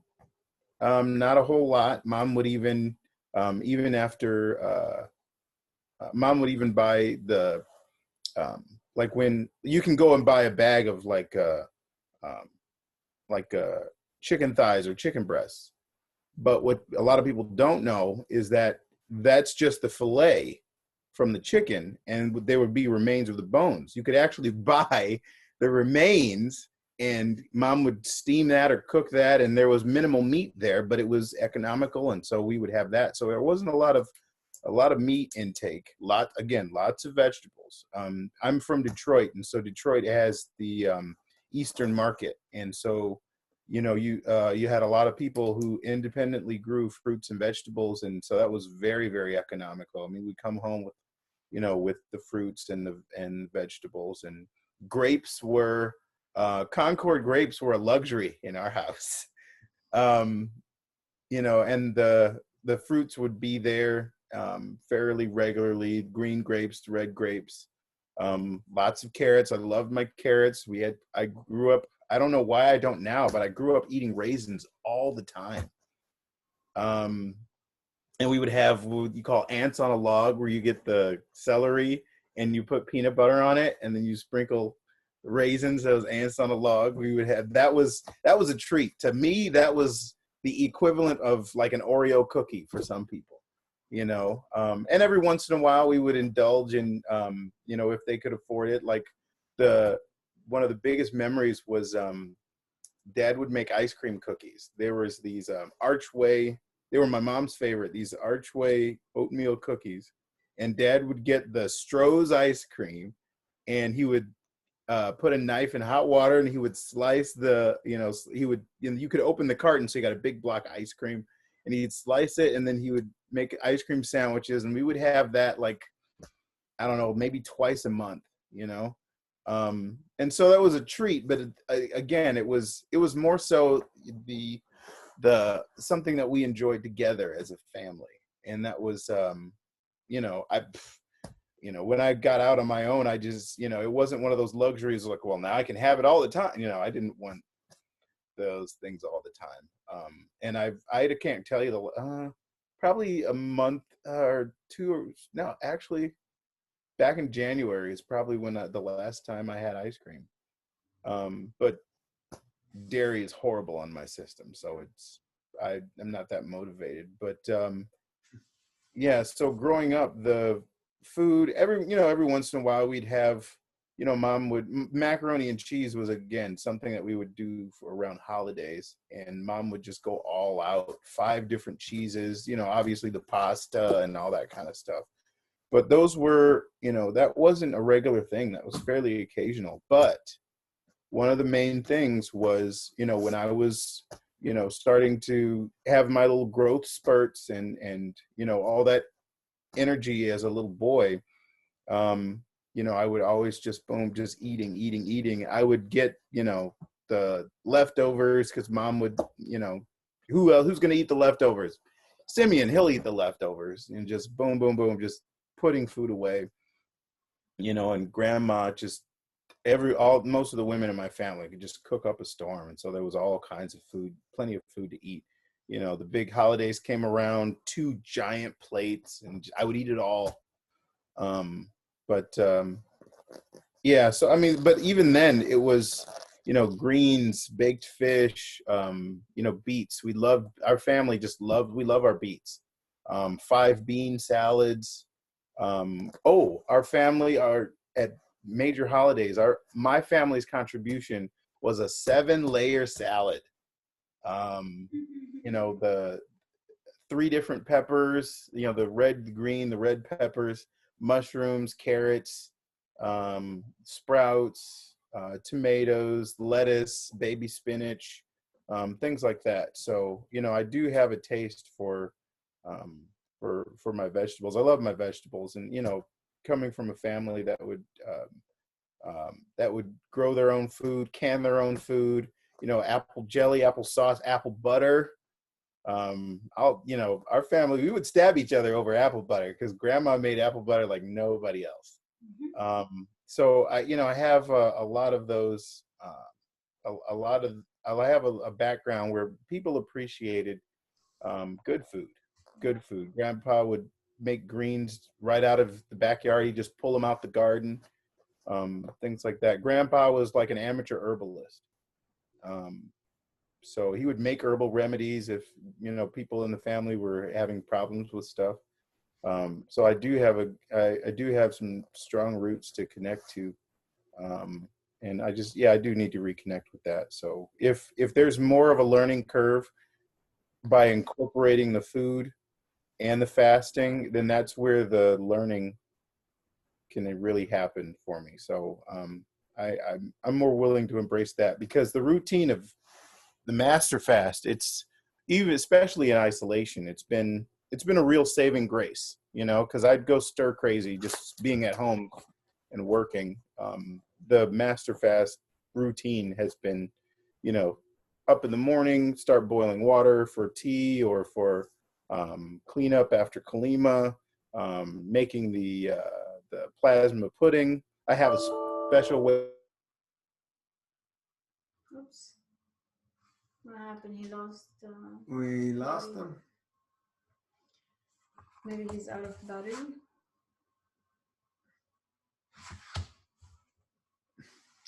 I don't know. Zoom's doing some weird things today. Yeah, they're changing their. We software. have. Maybe has anybody had an upgrade in the last couple of days on Zoom? Update? Yeah, I did. Yeah, I did too. Maybe I need to check the update, because I got a couple of blanks here on well, now it's only one, but problem letting somebody in. Anyway, we'll sort it out. Just looked at just his internet connection got cut off, I think. Yeah, could be. Mm. Could be. Could happen to all of us. Might be in for a victory. Yeah. You never know, right? But just, I know I'm sure he tries to get back on. And I mean, it's funny now with this, like just before it, like with this whole pandemic that runs out and all this. I read a really nice report from Charles, what's his name? Eisenstein, isn't it? Eisenstein. He's a real good writer. And just the points he brings across, like that, will this, first of all, I think we discussed it before, that the isolation part of this whole thing now will probably cause more damage than the actual pandemic, that we're really looking for.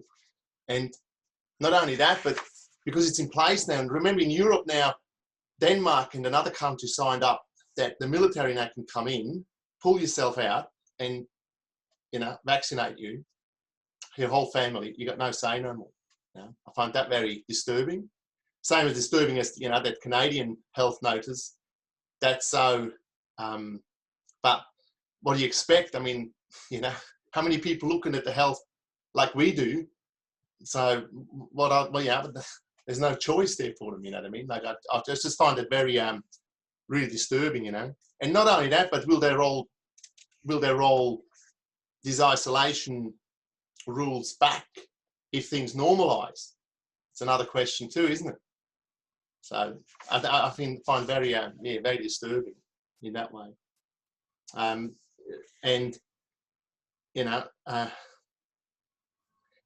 did you also, or has anybody thought about, they say that the outbreak was in Wuhan in China, and now it's rolled around the world. But if I believe, and then I think most believe that this is not a naturally occurring outbreak, it's a man-made outbreak. But think about the powers behind.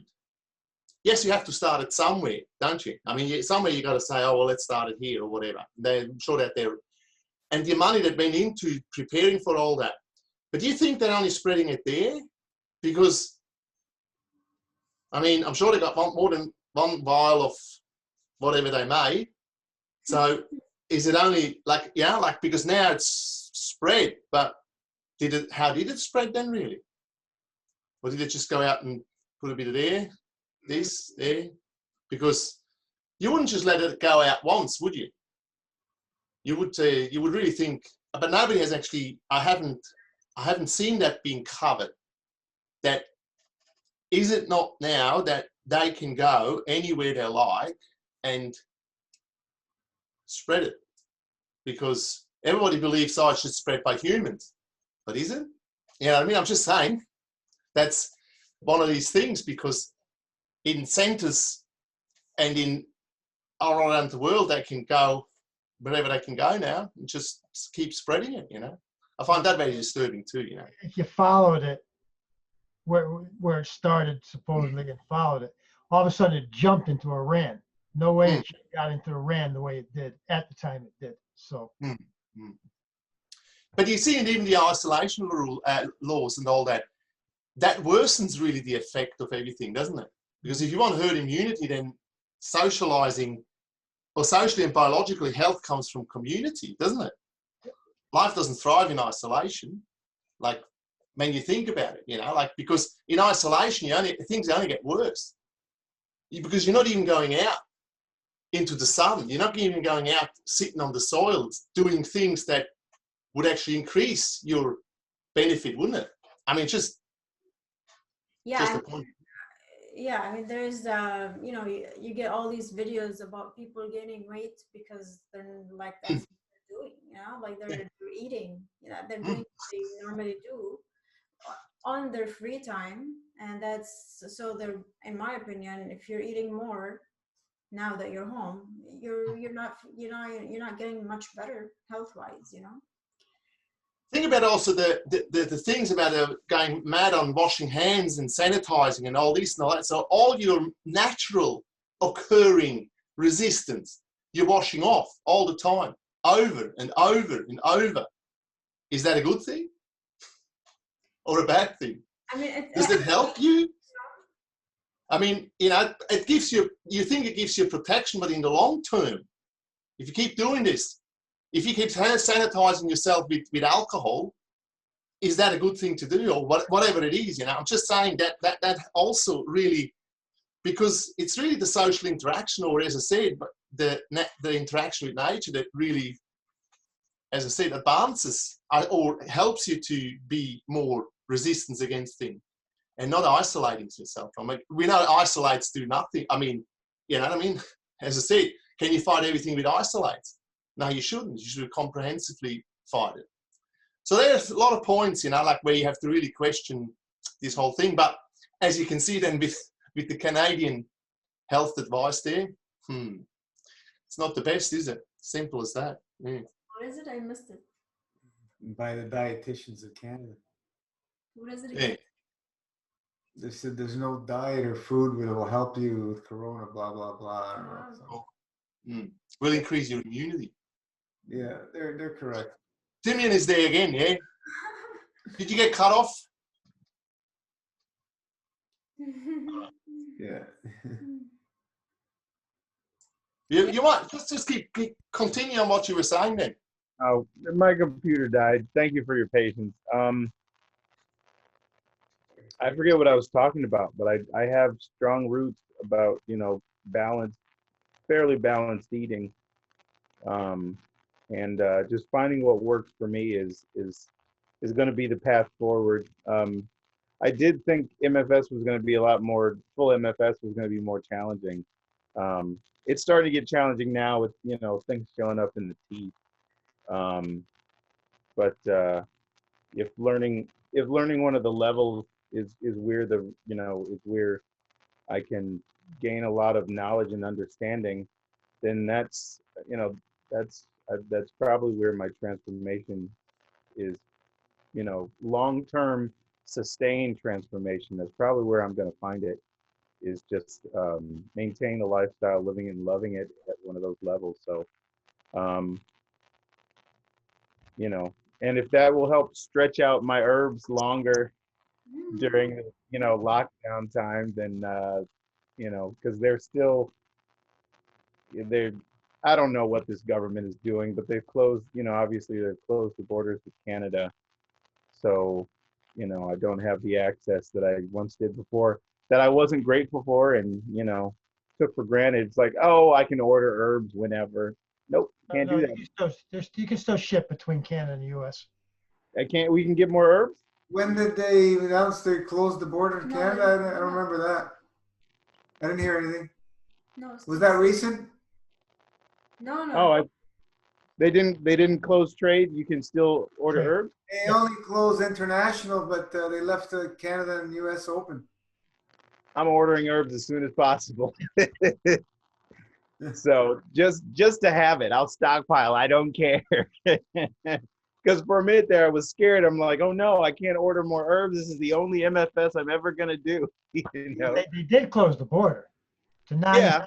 non-essential personnel, whatever the hell that means. Yeah. Right. Well, if I can still order herbs, I'm gonna order herbs because I want some more tea. But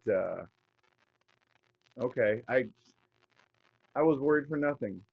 There go the emotions, But Yeah, we're in lockdown. Like we only have essential, what they figure is essential businesses. Today, midnight tonight, they said that cannabis is not essential, so all the cannabis will have to shut down tonight. You'd have to order online. people spend all this time. Everybody wants their free weed or their legal weed or whatever. Oh, they left them open here. That and the liquor stores are all open. Oh, Yeah, like- all the liquor. Yeah, I'm here and I'm in Detroit. Yeah, all the liquor stores are That's open. amazing how they left the food, liquor, Yeah. drugs. wow. There's some like Home Depot and stuff. They're open, but they have lineups. Everybody 2 meters apart, two yards, whatever you want to look at it. Outside in lines waiting to get in because they only allow so many people in the stores. It's Walmart just went down to, I think tomorrow, 20% of capacity. That's it. So that's all they're letting in. I'm sure they're moving online. Freaking crazy. yeah, it is what it is. Yeah. Yeah. And walking on the sidewalk, somebody coming the other way, they go way over.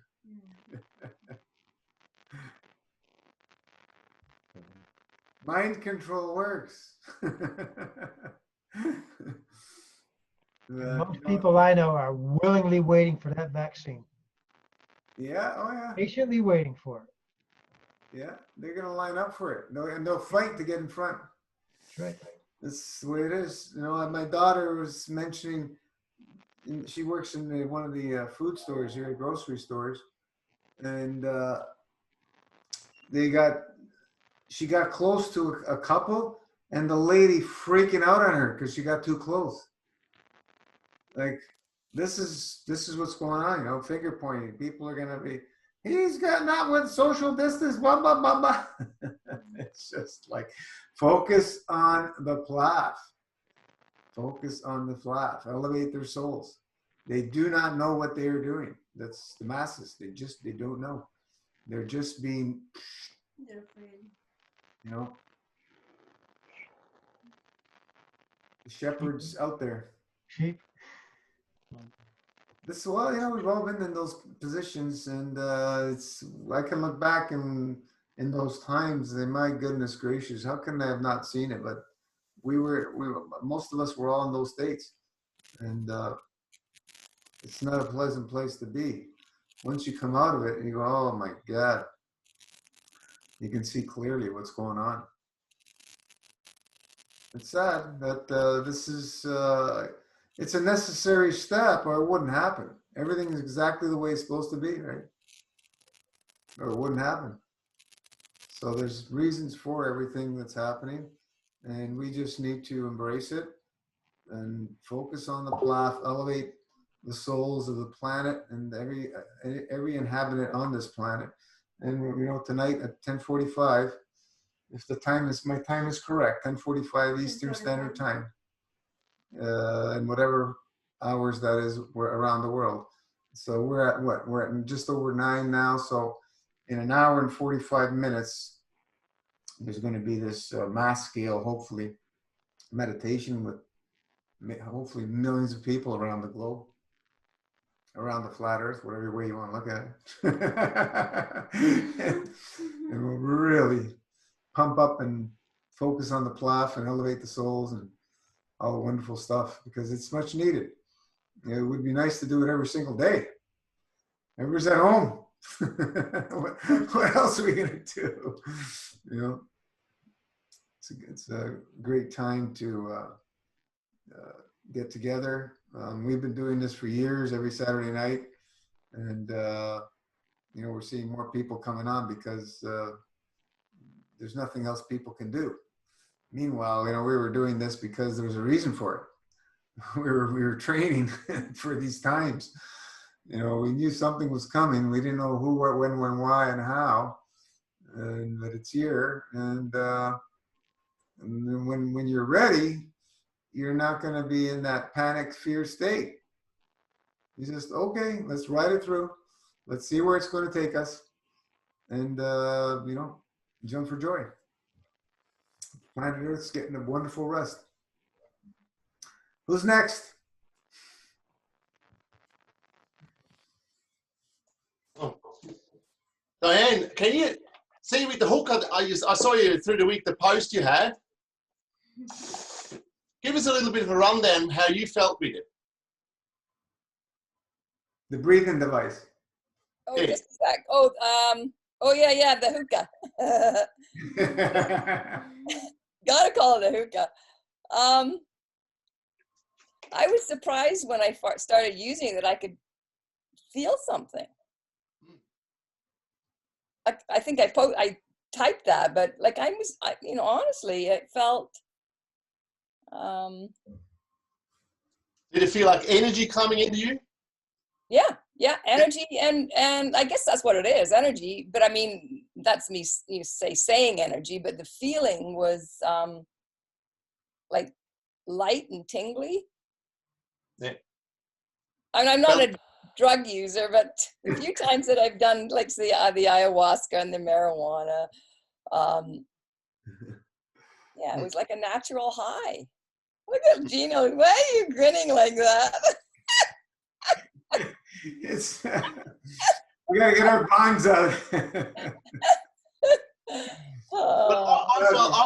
I feel it every time I do it. I feel it elevates just the energy levels. Simple as that. Oh, good to know. Good to know. Good. And it numbs actually everything. Like not numbs, but it sort of filters out all, you know, you become desireless on other ways. That's what I feel, because I do it every half an hour or so, and it really. If you keep that continuous through the day, right, you're good as gold. Simple as that. That's just my experience. That's why I want to see that others can try as well, or do, and have a go at it. You know, like just see what comes. You know, and well, might I say, I filled up a little bottle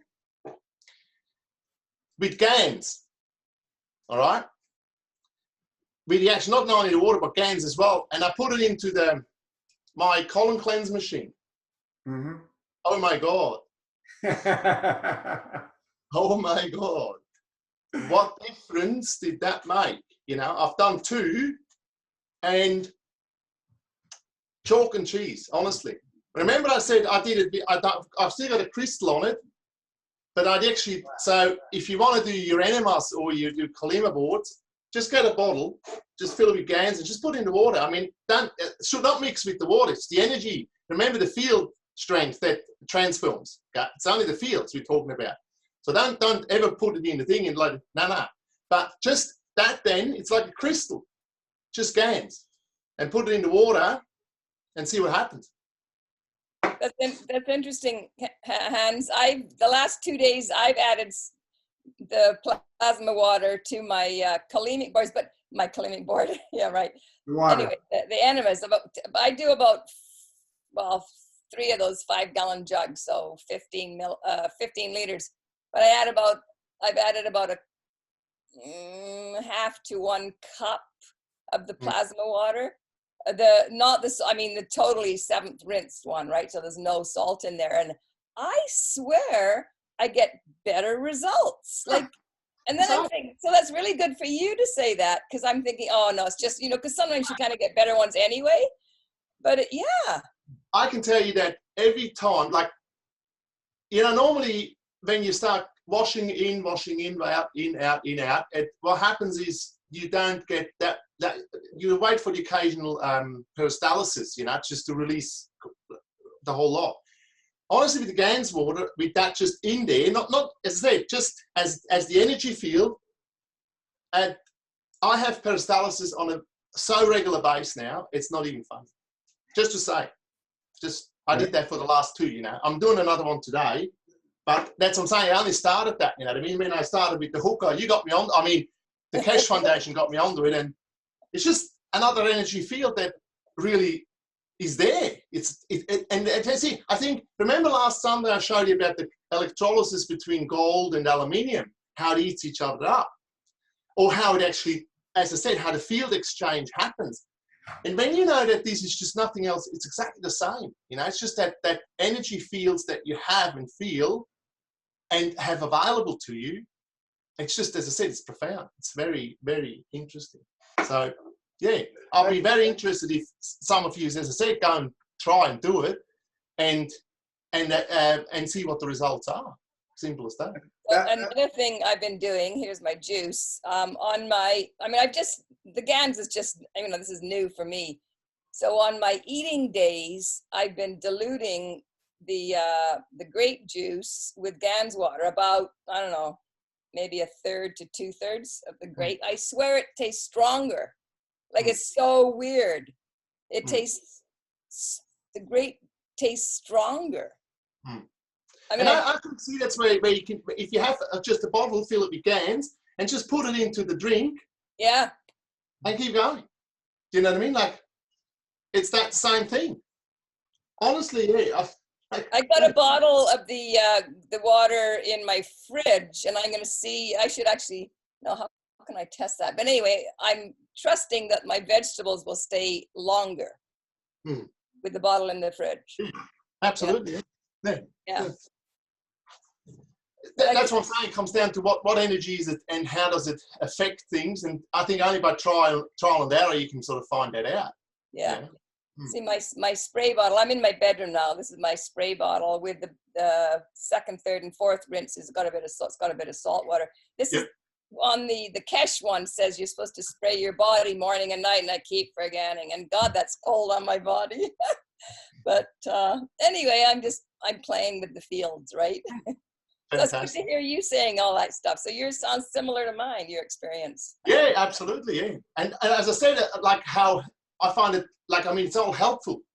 I feel much better about it. And as the whole thing just sort of, it smooths things out. It just, it elevates. That's what it does, elevate. Yeah. That's I totally get that. you know, and then I'm thinking, well, is it just coincidental? Because I've been doing, you know, I've been on level 4 for 6 months, Yeah. level 3, 4, and I'm just kind of moving to 4 or 5, and that's feeling okay. But lately, I've got back to running. My daughter said, "Mom, you should start running again." I'm running. I can run really well. Like I did 5 miles today. Like, and my body, you know, I got it. My body's got to get used to it a little bit. But it even in the old days, if I didn't run for a while, I had muscles aches and pains, and I had to kind of get used to it again. But it's like my knees are. I got to watch my knees just on the inside. It'll go away, but that's like nothing. Anyway, yeah, maybe it's the GANs. Yeah, look, it's the energy. It's exactly the same. I got a rowing machine, all right, and I go on a rowing machine. Yeah. And I do level 4, 5 as well, same, you know. Try to really push for 5, but just 2 days ago I did an erg after I did inhale for a couple of days, that one, you know. And I could not believe the easiness, the result that I pull, and I do this I go for either 30 minutes or up to sometimes an hour and a half, all right? And I could not believe the easiness of how I did that. Furthermore, yesterday, I had to drop off my car at the mechanics, and he's around 20 k's away, all right? And I took the bike in the back, and I don't bike ride, but my wife couldn't drive me back, or couldn't pick me up. So I said, okay, I'll do that. So I went on the bike, and I honestly, I've never ridden easier.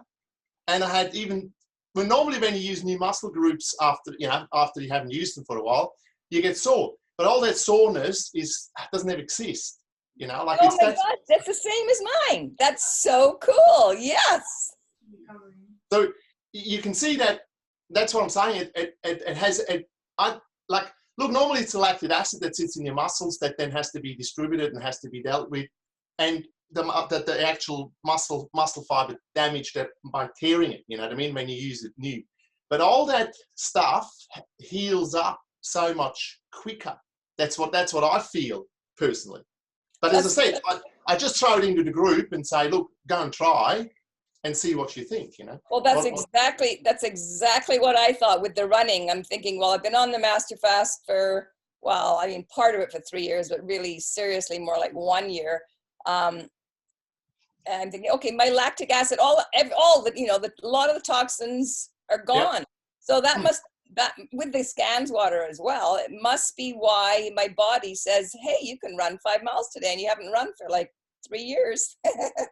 That's great, but I mean, see, that's why I'm saying it's the continuation, and that's why I said the Simeon. Look, start and do a continuation day by day. You do this, and that will empty out. As we know, the sponge metaphor, and I'm not sure, Simeon, if you have heard that, but you see, it's like, think about the sponge. You fill the sponge with liquid or with shit, say dirt, okay? Put in the dirt and put it in. How many times do you have to squeeze the sponge before it's completely clean water? Over and over. Over and over. You see, if you put detergent in, it makes it even worse. You never get blasted out, you know what I mean? But you see, it's that sponge, that squeeze that you do with a fast. But the most important thing is then when you let the sponge go and it sucks the water up again. What are you putting in?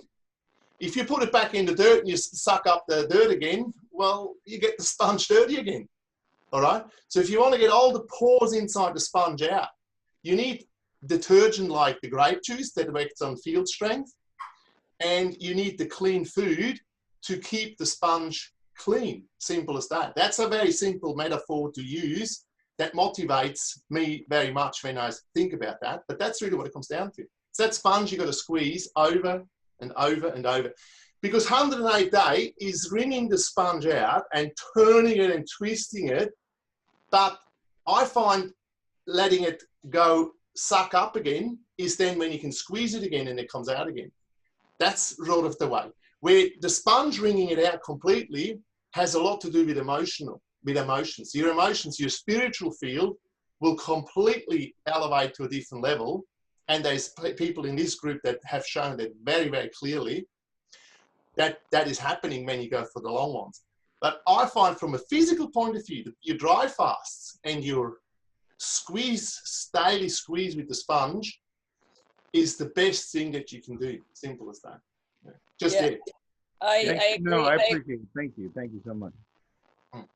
I agree, Hans. My bellwether, or whatever the term is, I really like the sponge thing too, the drying and the squeezing out and the letting it go. My warning bell or whatever was my heart.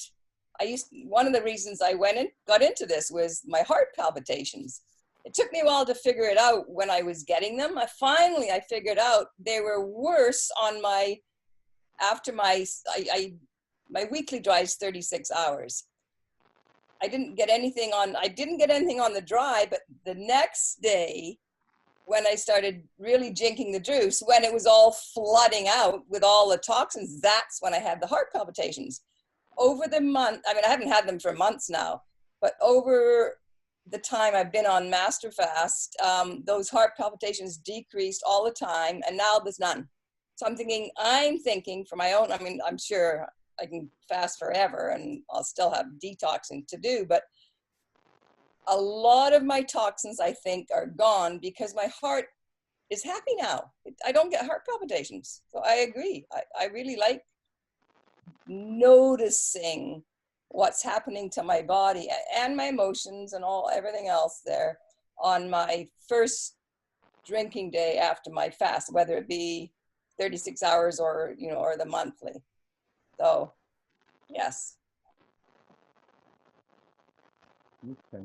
We must look at the emotion of why that was happening. So you released that obstruction in the emotional side, for the palpitations then? Oh, for sure. That's around the truth. I guess because the palpitations are so noticeable in my chest, they kind of took over. I mean, the heart is emotion, right? But I mean, yeah. Yep. For sure, emotion was a big release there too. Yeah. And then, I mean, seemingly also because of the balance, everything is balanced. Yeah. So when you work on the physical side and you don't even think about your emotional side, but your emotional side will come out and wants to balance out too. So it will push out. And that's when I'm saying, that's when you go for the long ones. That's it, because the emotions keep pushing out. They keep pushing. They're coming at you, mate. There's no stopping them.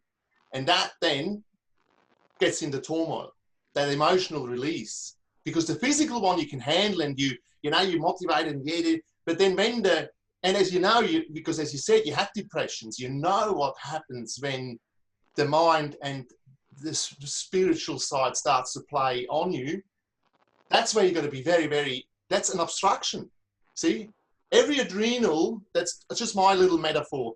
Any adrenal stress is a scar on your emotion. It scars you emotionally.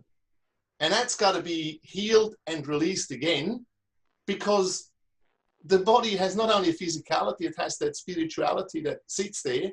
And you got to really think about, you got to balance everything out. You can't just balance one thing. The body doesn't work that way. I mean, Gina has said that so many times, it heals on all levels, all the time. And that's what it is. So that's what we got to let go of and be prepared for. And if you do the short stuff, you get far better results that way than when all of a sudden the big valve is open and your emotions go, whoa, and you can't, and you don't know what to do because because it comes. And we had that so often in this group, that people had so much trouble with emotional releases because it happens. It's like when you do when you look at your shit comes out with the plasma, with all the, and your urine, the kidney filters, the shit comes out of your intestines through the pudding, and then your emotional shit comes out. Look at it that way. So that's really what, where you have to, like to see, work on balance. And keep that in mind too. Look, I'm balancing out. I'm balancing out. I got to surrender it. And as I said, there's the art of surrender, the art of meditation, the art of how connect to source, connect to nature. That's very important in the whole process too.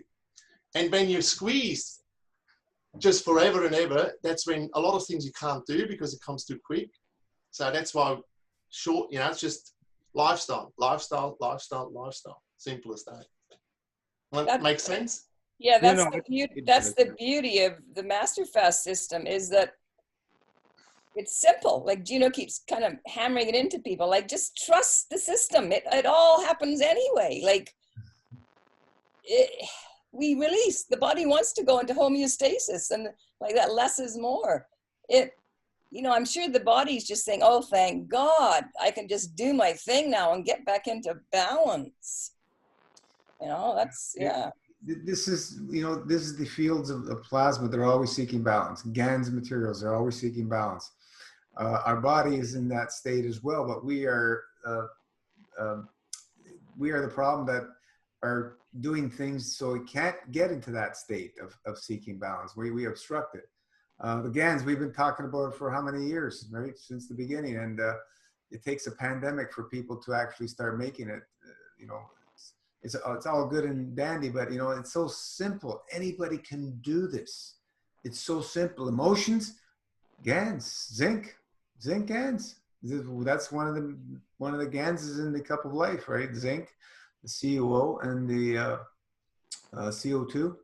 They're all in there, and it's awesome that you guys are playing around with this stuff and relaying back on what you're feeling, because there's, you know, the Kesh Foundation has different groups and so on and so forth, and people have been discussing these things for years, but it's very hard for us to want to believe in something that's in a different line of thinking that what we've been taught, right? It's a whole new science, the plasma science. It's not mainstream science, and it's going to be very difficult for people to come to this understanding if they don't play around with it. And what are we doing with Masterfast?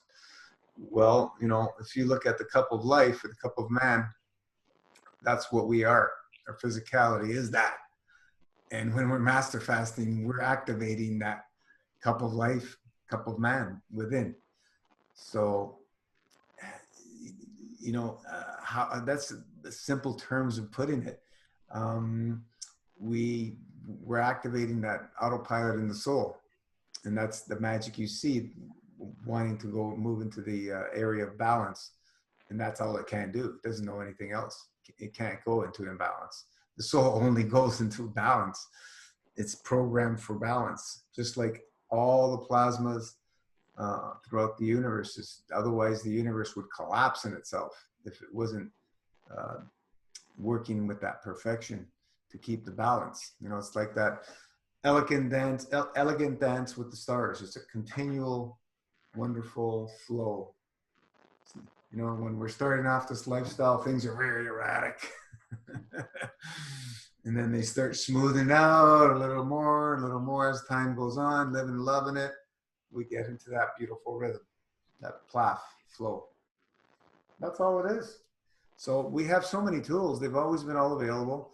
And it's going to take what it takes for people to start implementing certain tools and so on and so forth. And it's all going to happen in your time. But the Ganses are so easy to do. Everybody should be playing with them and just, you know, play around and see what they do, you know, and so you can learn to do that. In the meantime, understand that we have, how much do you weigh? You know, 150, 160 pounds. That's how much GANS materials I have. So we don't need to access the external ones. They're all wonderful and dandy to help. But when we're on that, when we're living and loving mass fast and lifestyle, we're activating GANS materials in our physicality and having the soul work in autopilot. So it's all beautiful and wonderful, but use the tools, play with them so you can understand and have a reflection of the power of GANs. And then we have to go, oh, wait a minute, we are made of GANs. So connect that. You know, we did the cooked juice. Now that was a lot, a very hard one for many people to get over, the cooked juice. What are we doing? We're putting it in a higher order, into a Ganz state. And it's wrapping your head around that, man. You know, I was raw as laws, just like many of you. And that was a difficult one to wrap my head around, but I couldn't deny the effects from it. I couldn't deny them. And you can deny them all you want, but as Hans says, the truth is not what we want it to be. It is what it is. And if you don't bend to it, blah, blah, blah. Right? It's, the answers are all around us. Like, look at Australia with all those forest fires, and then within weeks, you see new growth. Weeks. Some things in days, bang, new growths are being spewed out from the, you know, all the charcoal, the carbon, balancing out the land. And there's so many examples all around us all the time if we pay attention.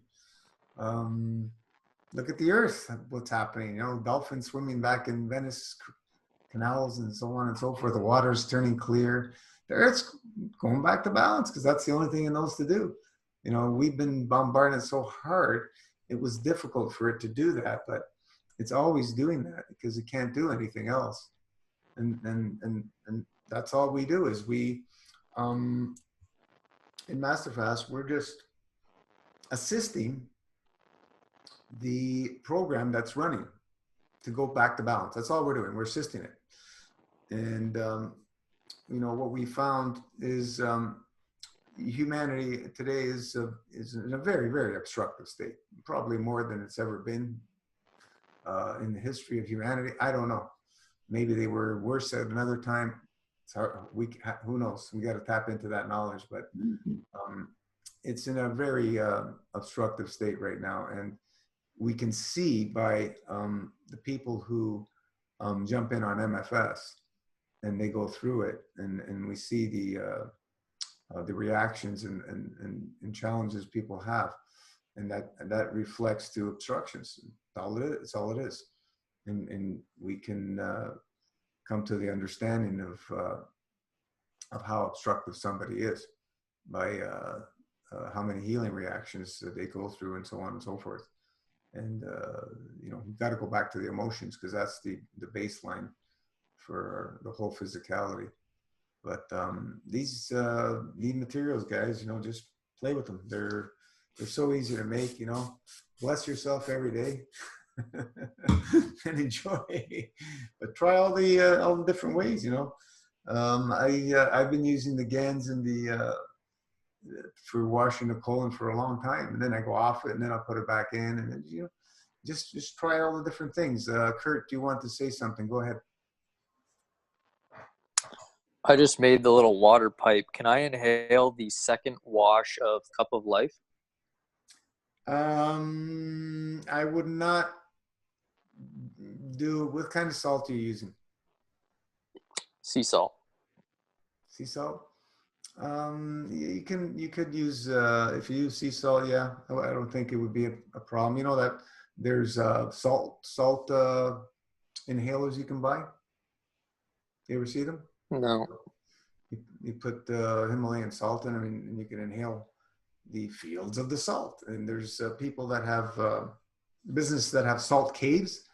There's actually bricks of Himalayan salt you can buy, and you can build things with it. And people build these caves, and they have all salt, and they go in and they say it helps people with asthma and so on and so forth. So you're just taking in the field. So I don't think it would be an issue to breathe. We'll see. Yeah, I don't think so, because you're just taking in the field. All should be fine. Just if you're using just sodium chloride, it's probably still be okay, but because it's in a Ganz state, I don't think it'll be a problem. The salt is actually much higher field strength, but you don't want to be taking that internally. It's just for external uses. And for breathing in, you're not taking it internally, you're just using the fields, because there's no actual physicality entering the lungs. See, the lungs, as plasma science explains it, is the gateway to physicality. The lungs, the breath, which is tied into the lymphatic, which is the physicality. The blood system, which is the sewer system. So many people think it's the the kitchen. It's the blood is the sewer system, and it's tied to emotion. All the caca and emotion. And it's continuously flowing because it needs to. That is powerful. I just did it. Wow. Everybody get their bongs out. You feel it straight away, Kirk, can't you? Oh yeah, my emotions just shifted. I'm smiling. Wow. There you go. See, yeah. I mean, see, it's funny when you think about, you know, like, remember Gandhi said, you know, you got to be the change you want to see. But then, what's his face said? Bruce Lee said, "And as you think, you shall become." You see, and I find this Ganz really something that, because of the field strength that it has, it really elevates you with your thinking now. You know, like, think about how, as you said, it's just shifted. You know, it's just, things just shift around. And when you think that we all come from that, you know, so that's why we can connect to it, and it elevates us. Yeah, that I find, as I said, it's really good. But let's see. I mean, like I said, I'm looking forward to have it continuously, or see what it does in weeks to come. Simple as that. Mm. Yeah, it's awesome. Simple, simple, simple. I have an old bong lying around. I gotta fill it up.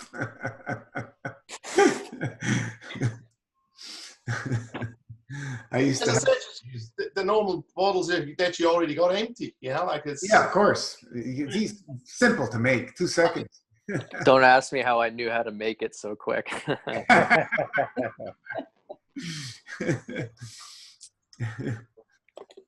I had to go get mine, you guys. I went downstairs to get mine. There you go. Go. Hey. Mm. Yeah, the breathing device, like I said, 15, 20 minutes a day, they recommend breathing. And you change the water. If you don't change it daily, at least every 2-3 days, change the water. And feed it to your plants. Don't waste anything. Share the fields. You know, spray down your car with the wheels and everything. So as you're driving around, the fields get spread. How's that? I put not this car, the last car I had, my old car. I put a little bit of Ganz inside the wheels. Because it's reactors. You might take off, Gina. That's what I was hoping. Elevate into space. That's it. The Ganz car. Well, Cash was doing that, wasn't he? Yeah, well, he was about to display the flying car, and they stopped him right in Belgium. Mm. No gas tank, no engine, no transmission. Mm. It was all thrown out. You don't need it. But couldn't have that, right? You got to pay for our energy supplies and everything else. So Yeah, the powers to be will interfere with that for sure. yeah. Mm. No doubt. He had to take off from Belgium after that happened. They were threatening him and all kinds of stuff. But remember, you said, like, when you were in his teachings, he had no notebook.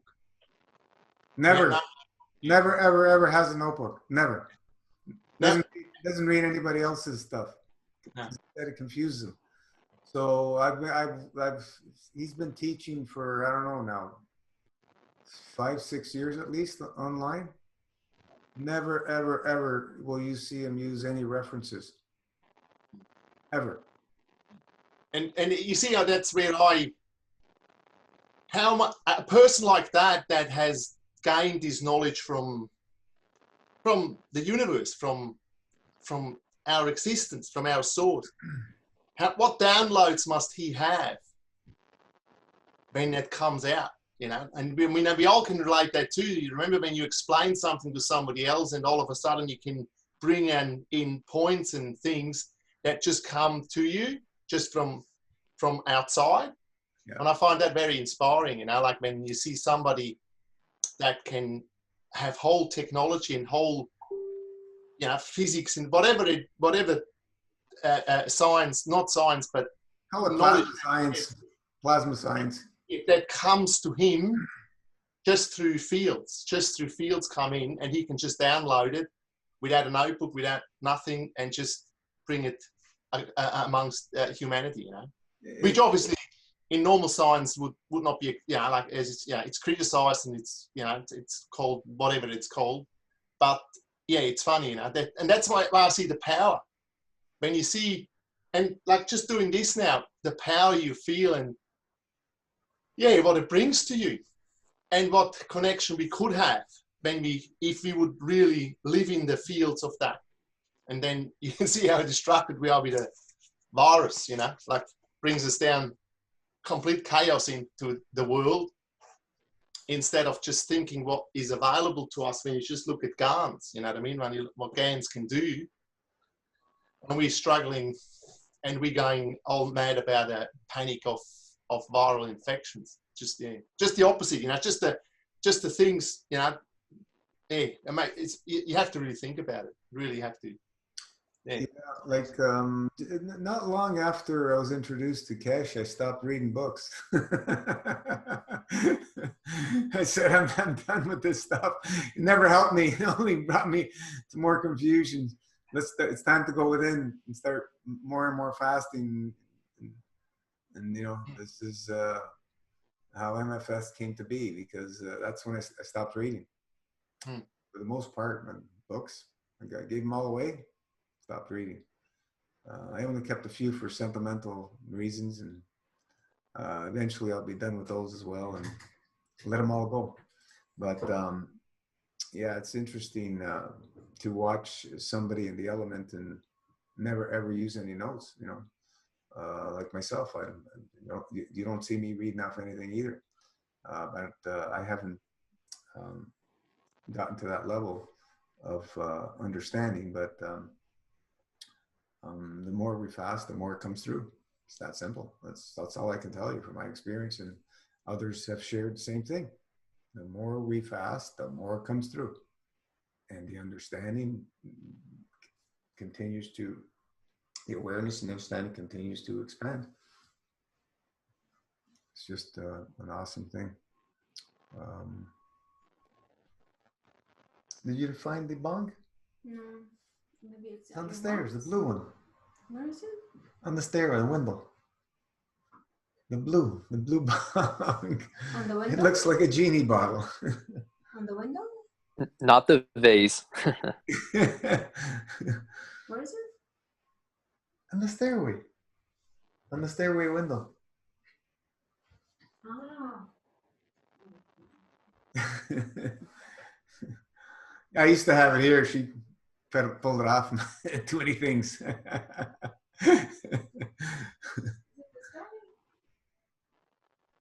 No, not that one. There's not the blue one? What happened to the blue one? Maybe it's like your mom? No.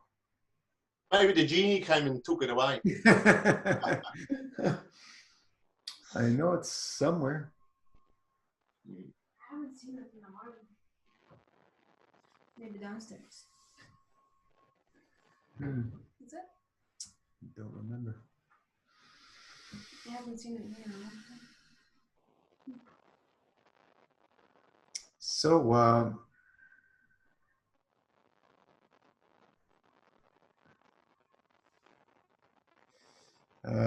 Dana, I believe they're spreading it through tests too. Apparently they found infected tests. Oh, you talk about the, read all kinds of stuff that's going on with that.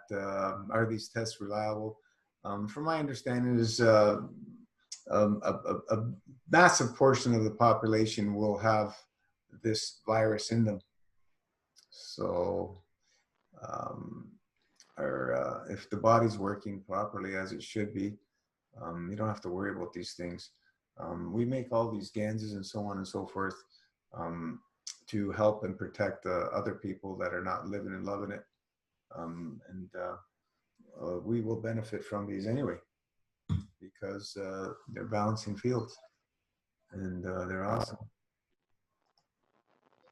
So play with the GANS materials. Spend some time and watch some of the videos we've shared and learn how to make them. It's really that simple. It's Diane, it's not hard, right? No, no, it's like anything the first time though, right? You think, oh geez, but Yeah, you get used to it. So yeah. very easy.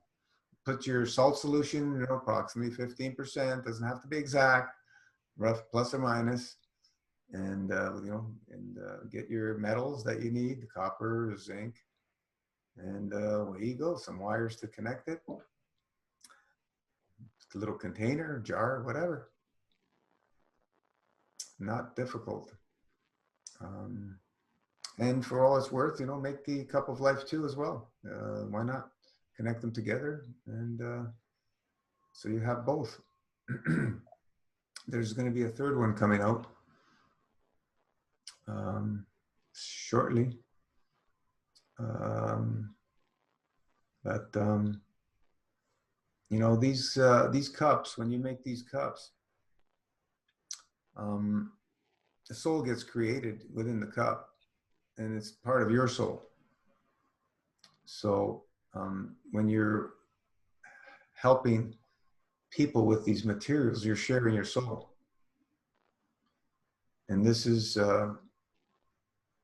the main ingredient in how creation works, is the gift of giving, right? We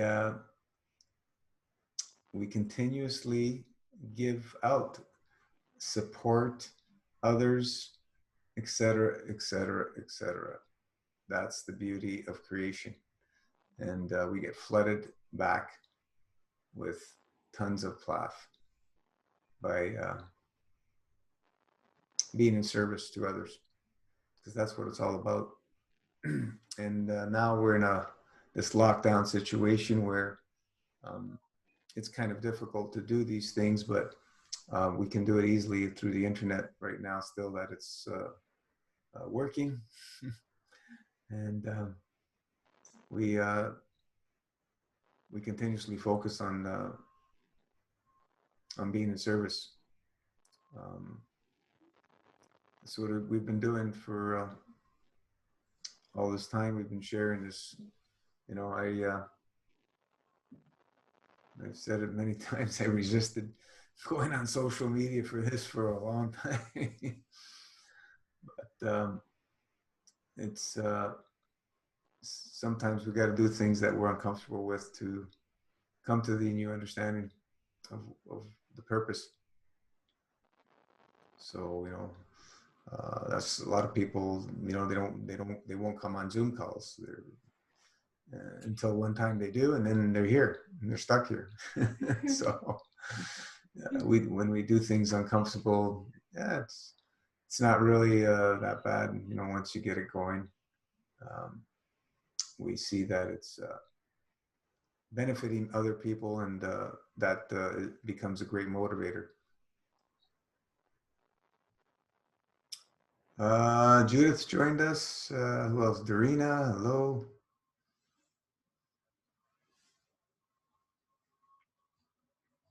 Yeah, a few people. Tanya.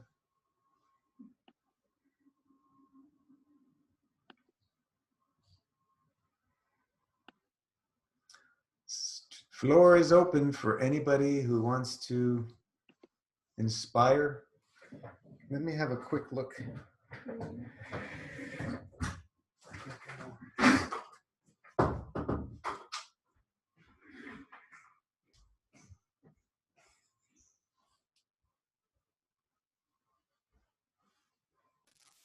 I have a question for the group. Moving lymphatic, is that just because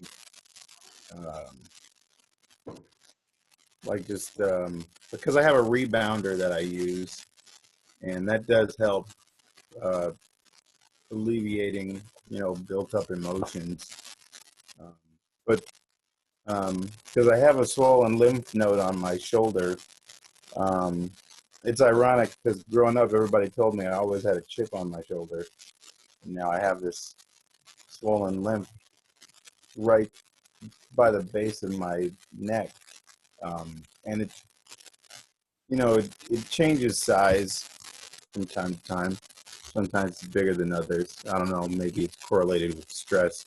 I know I need to get my energy out. I'm thinking about going for a bike ride tomorrow.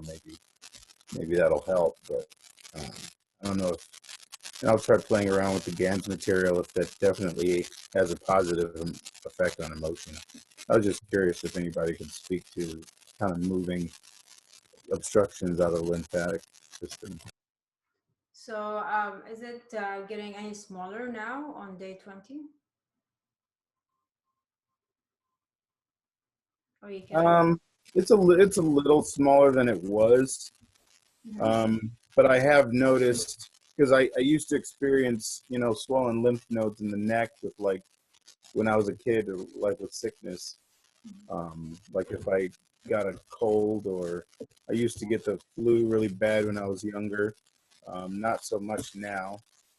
And that would change in size, like the one that I would always feel when I got sick when I was a kid. I mean, that's way, way, way smaller now. This one, perhaps, I don't think, part of me, I mean, I know for a fact there are a lot of tools available that I'm not using. And I'm always afraid I'm going to use it incorrectly. I mean, I've got ear candles. I've got castor oil packs. I've got, the hot and cold pack for using on the back of the neck. Yeah, you can use all these things, and the burnt stick as well. The burn stick. Out the area.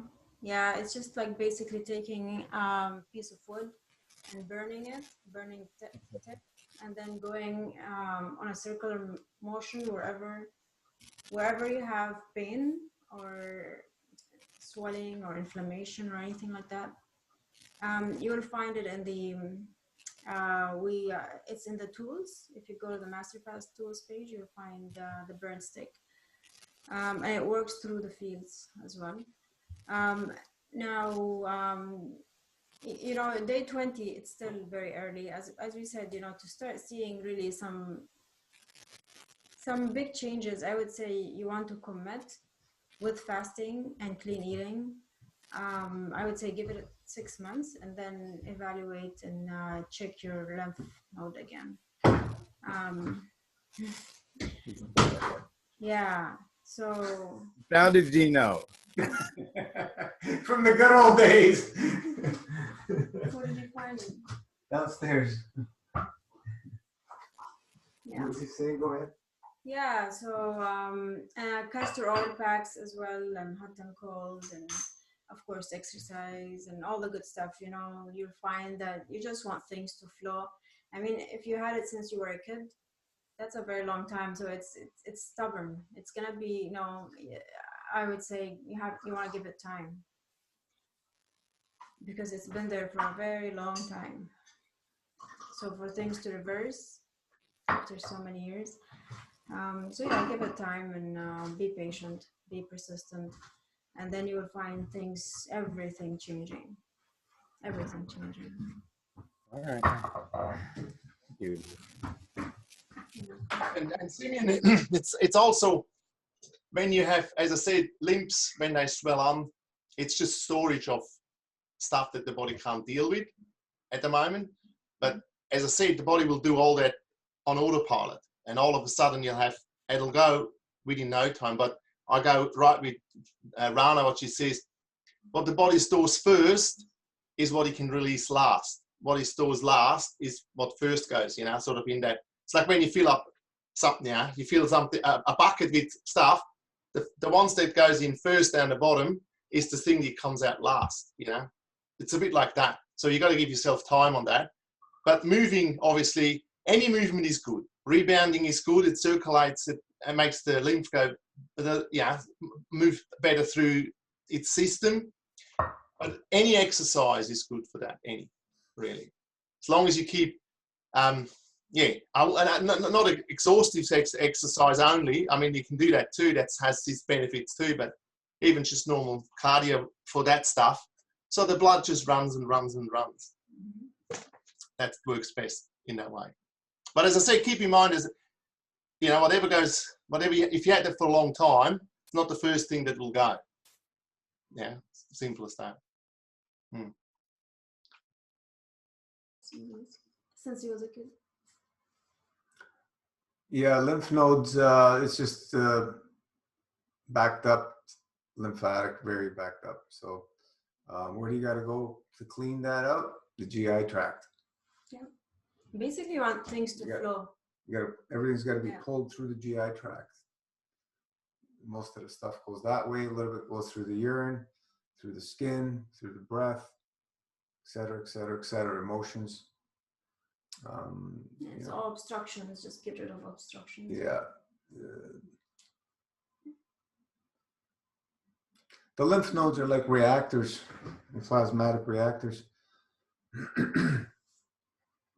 Energetically, I think they will allow the lymph system to move, free-flowing without movement, but it needs to be in that lipid, watery kind of state, not, you know, when you squeeze a pimple, that's how most people's lymph systems are, all that thick, pussy stuff. We don't want that. So just think about the lymph system's about 3 or 4 times bigger than the blood system. And think about cleaning that out in every single cell in the body. Cycles. We talked about this last time, about the 9-year cycles. There is in the body, physicality. Everything has cycles. The earth has cycles. Every living thing has cycles. The planets have cycles. The stars have cycles. Everything has cycles. So the physical body has a 9-year cycle. 9 months, a woman has, when she's pregnant, it's a 9 months. 9 is a very magical number in creation, if you haven't noticed. 432, the number of creation. So the 9-year cycle is very interesting. We don't fully understand it, but if you think about your 9-year cycle from 1 to 9 years old, that's one cycle. So depending on where you are inside that cycle, when you start your detoxing journey, if you're starting near the end of a 9-year cycle, you're going to have certain reactions happening versus where you started near the beginning of your 9-year cycle or in the middle.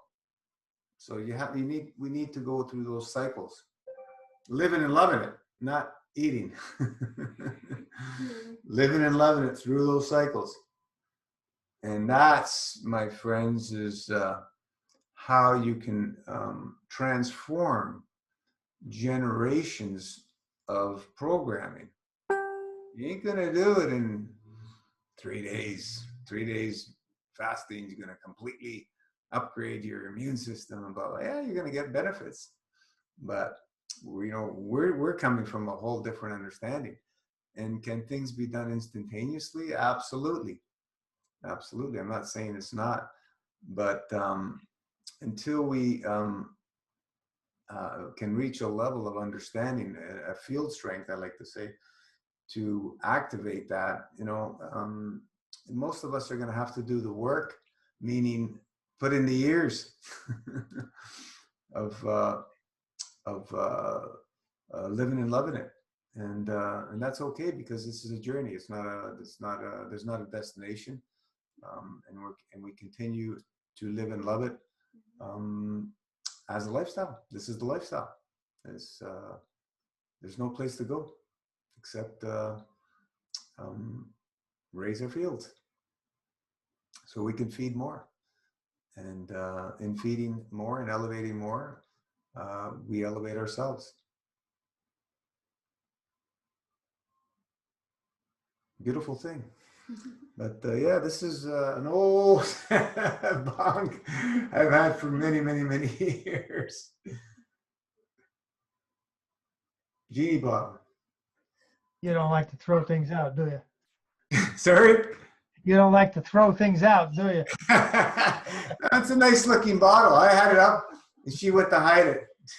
I didn't. Yeah, It was in the basement. take a toke. How do you Breathe. Keep it straight. You can spill the water. She's an amateur.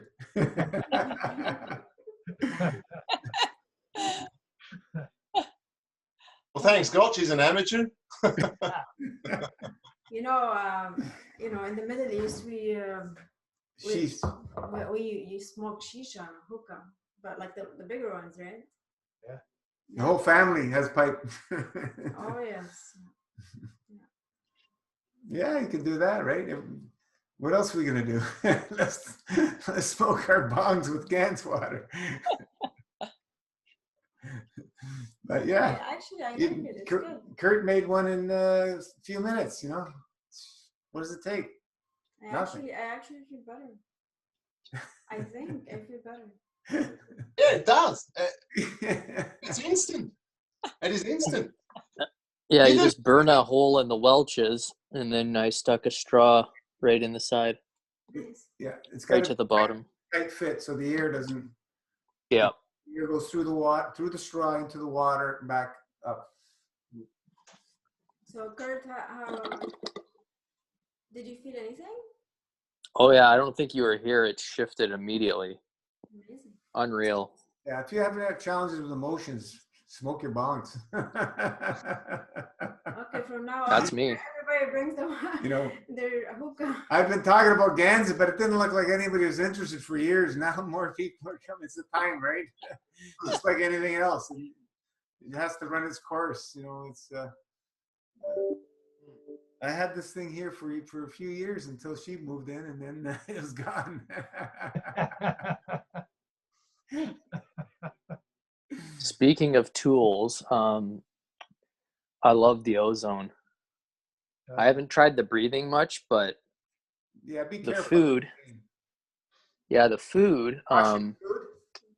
Yeah, the traditional conventional celery tasted better than any organic celery I've ever eaten. Yeah, it's. I'm excited to keep playing with that. It's a plasmatic field, the ozone, right? The O3. Get your little bottle of Ganz, like Hans has, a glass one, and even plastic, whatever you have, a small bottle. Fill it with the Ganz, some Ganz and water, right? And when you're doing your ozone, throw that bottle in the water. Because what does plasma do? Right? It's the ozone's doing that, but let's bring it up to a higher level in the Ganz state and put that in there as well. And they did the GMO seeds. They ran tests soaking the GMO seeds in plasma water. Ganz water, we call it plasma water, meaning water that's been energized by Ganz. They soaked the seeds in the plasma water, GMO seeds, and when they planted them and they grew, they could not find any traces of the GMO in those plants. That's correct. It reverted back to original. This test from many years ago, they were doing these, they did the original tests. Now many people have been doing it. So, genetically modified businesses, they're done. See, that's why we don't focus on, they want us to focus on their stuff, fighting to label non-GMO and all that.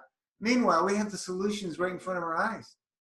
We can revert the whole frickin' farmer seeds with just Ganz water, it's the plasma water, and get rid of all the GMO seeds that they've made. You don't have to be fearful of anything. Once you have this understanding of how simple these things can be solved, the solutions are, all the chemicals and everything, that all the lands have been sprayed from commercial farming. What do we do? Burn the field, spray them against plasma water, right? That's all we got to do.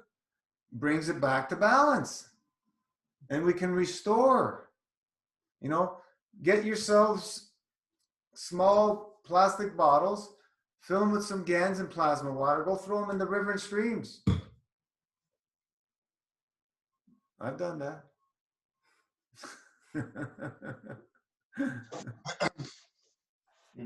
You don't think it's going to do anything? Okay, don't do it.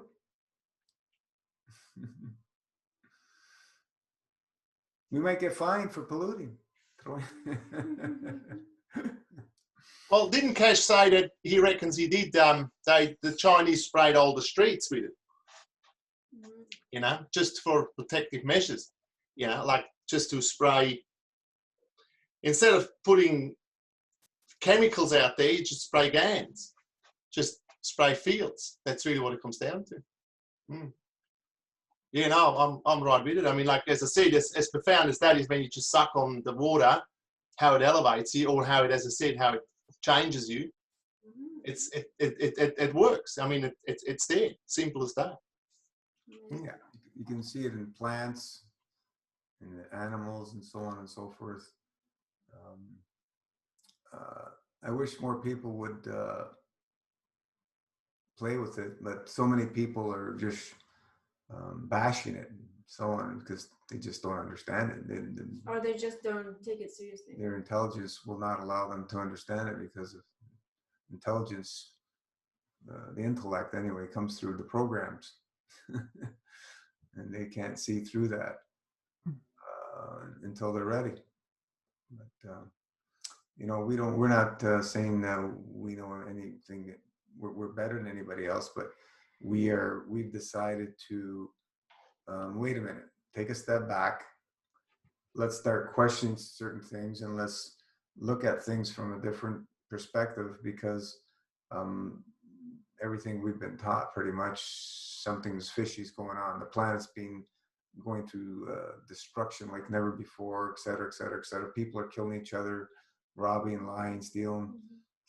Something's not working. So we have to change. And the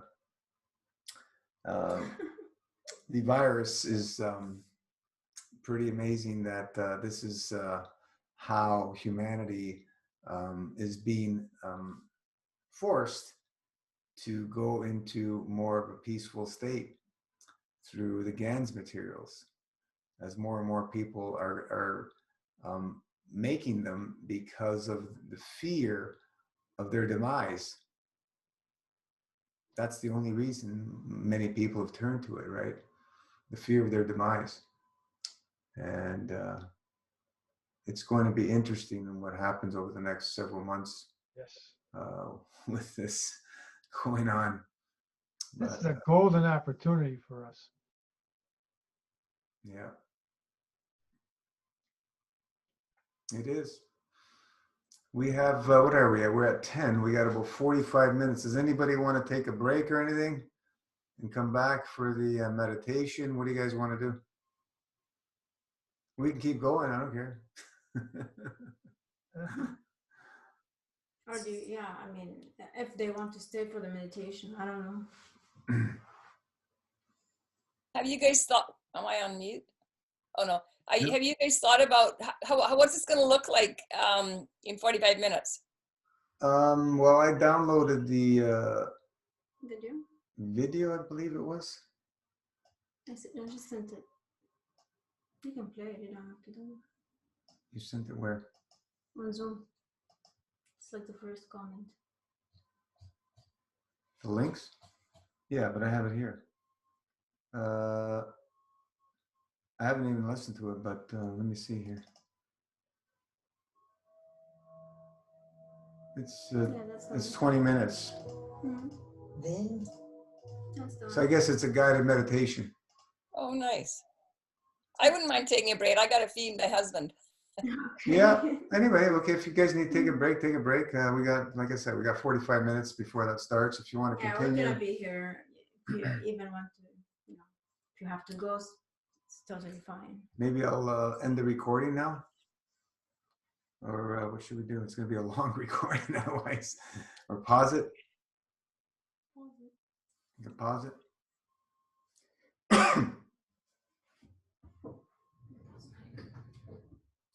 Let's pause the recording.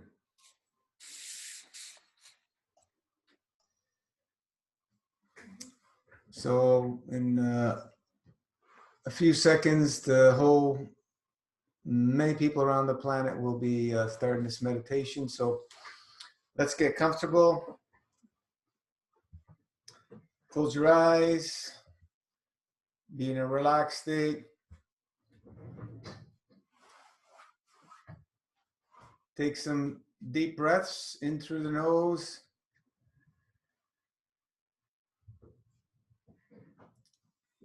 Out through the nose.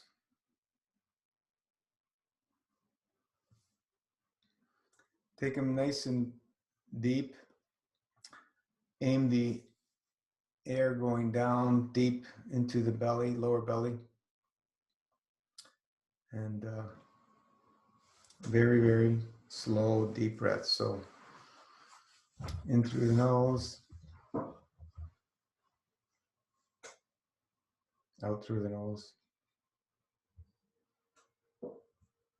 In through the nose.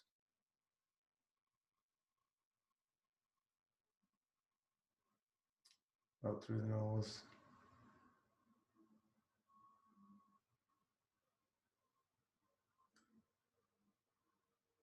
In through the nose.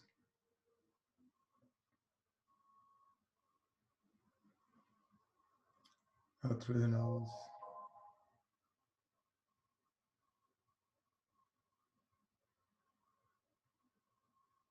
In through the nose.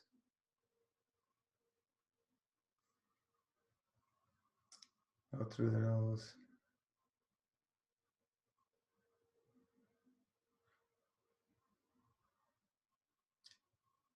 In through the nose.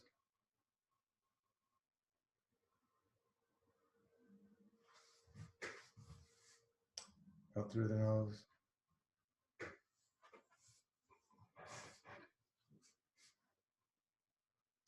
In through the nose.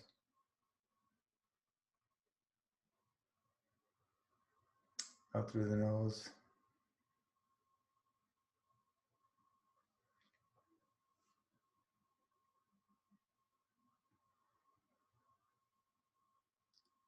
Focus on the breath.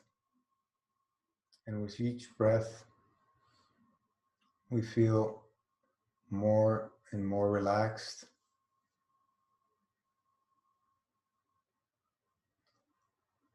Think of a time of your childhood when you're outside playing, having fun with your friends, and you didn't have a care in the world.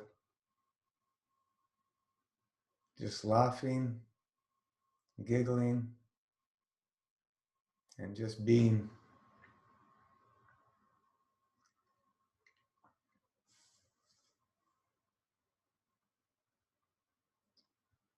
If we'd all just be in these wonderful childlike states every day, the world would be a beautiful place.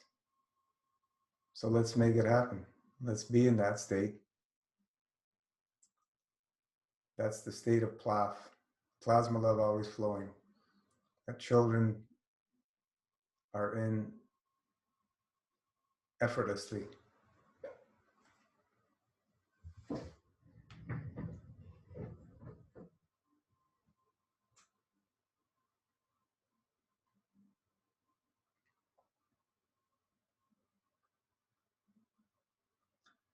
There's a lot going on around the planet right now. Corona this, corona that, corona this, corona that. And the corona discharge is a plasmatic field. And plasma always seeks balance. So we embrace the corona energy packets, because that's all they are, just energy packets that are doing what they know how to do. They're not out to kill anybody or destroy people's lives. They're just doing what they're programmed to do by divine providence, creation. And it's us that we have to reflect and look at things in a different light.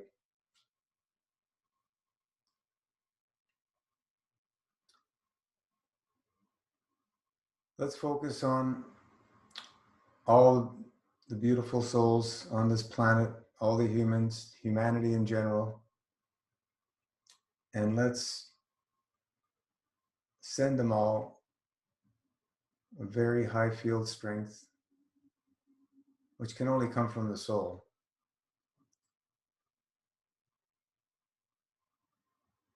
And send them this wonderful, beautiful, flowing energy that is always in and around us in all directions. And we just have to consciously put our intent and emotion to that and direct it anywhere we want. For now, we can send this plaf right around the whole planet at supersonic, many times the speed of light speeds, because all this is just an illusion, and we can be in any place, anytime, with just a thought. Sending this energy around the whole planet to all humanity that's always seeking balance. Peace, balance, and correct conduct is the only way all the universes could continuously be. There is no other option, or they would self-destruct. Everything is in this wonderful, beautiful, elegant dance that continues and nourishes and feeds and loves every single living entity throughout all the universes.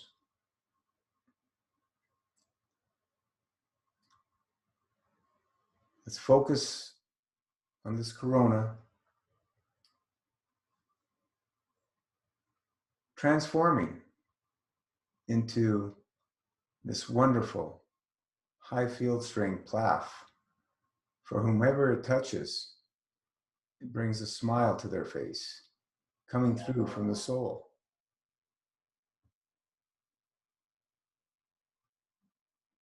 And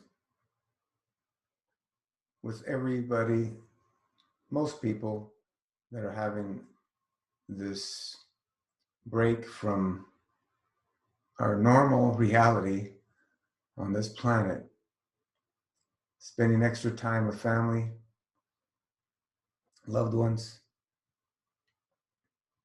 so we can all reflect on what's really going on this planet, and that we cannot continue from what we've been doing to this planet. Mother Earth deserves this break, much needed break from our bombardments. And she is very happy to get this break. And Corona brought this. Corona brought this because we could not keep going the way we were going. It was time for change. And this is a change that came from divinity. It's happening the way it's supposed to happen, exactly as it should be.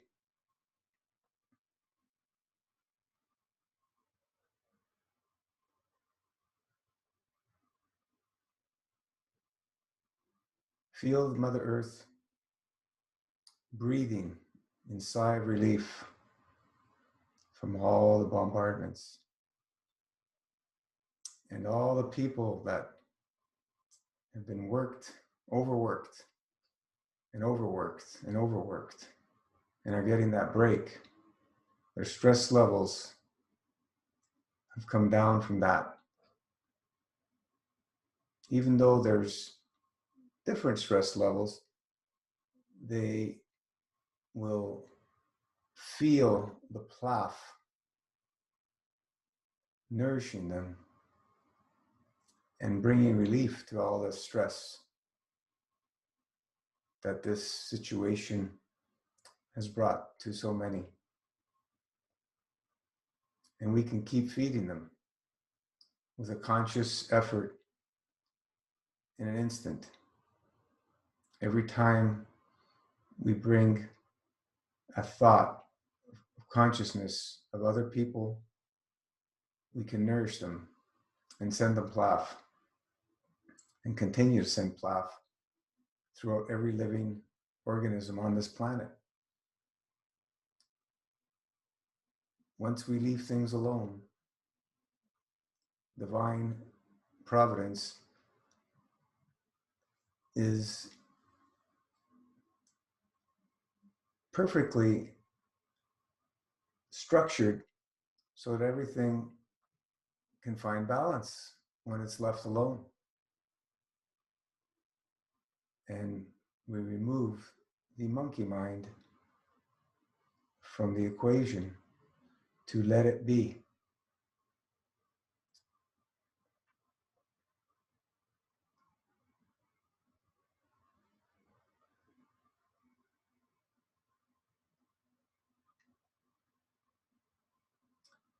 Feel Mother Earth pulsating, the heartbeat. Breathing in out. In and out.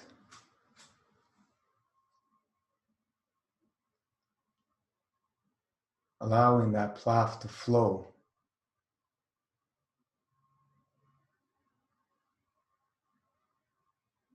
all around the whole planet.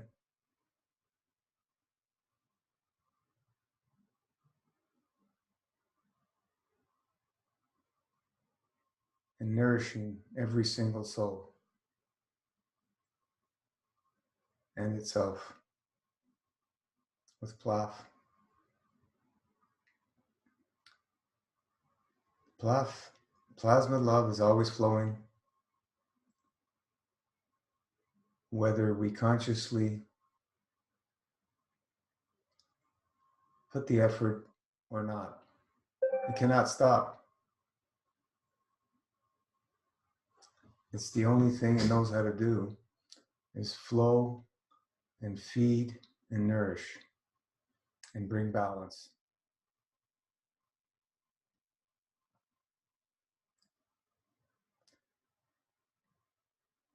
Corona, the crown, the beautiful, it's like purplish, magenta-ish color that comes out of that corona discharge. It's a very healing and balancing color.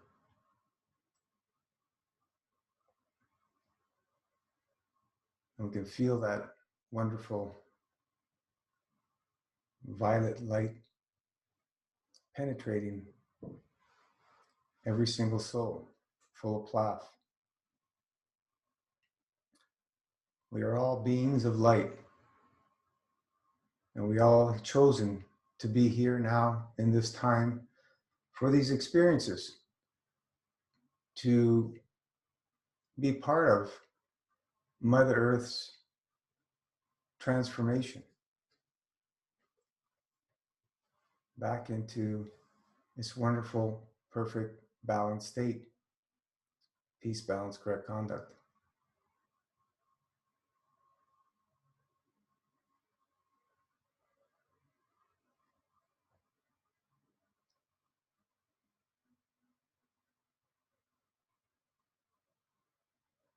Let us send even more plaf to all the souls, the powers that want to be, who have made decisions on this planet that are not in the best interests of this planet or the inhabitants. Let us send them much more extra nourishing plaf so that they too may come to seek and only want to be in the state of peace, balance, and correct conduct.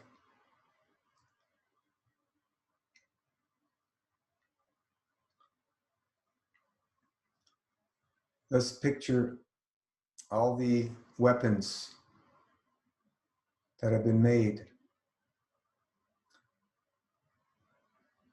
being destroyed and transformed into useful things that we can use, like a shovel to dig the earth and plant,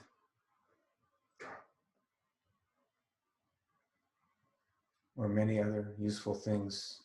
Robots to take place of slave labor.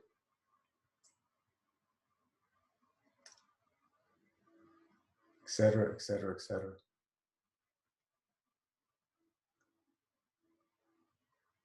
There's much that we need to learn from all these experiences that are going on around this planet. It's a place where I'm not sure if this planet's been through this before, but in this consciousness, we have not experienced anything like this.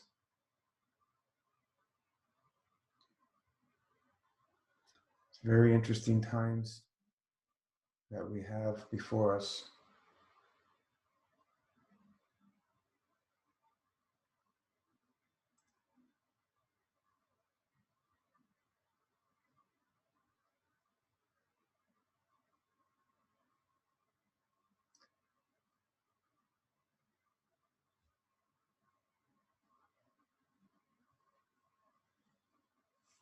If you're holding on to a crystal or your Ganz,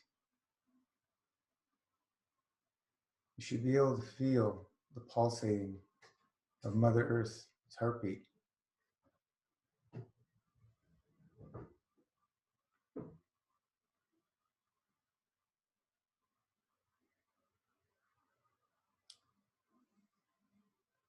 With every beat, it's sending more and more plaf to all the wonderful souls on this planet, to nourish them, to love them, to cherish them, to thank them, to forgive them.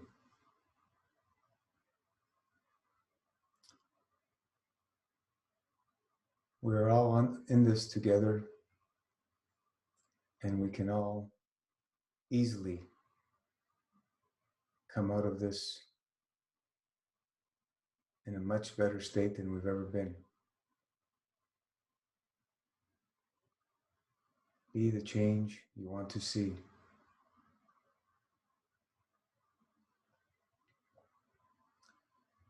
People dancing, singing, hugging, laughing.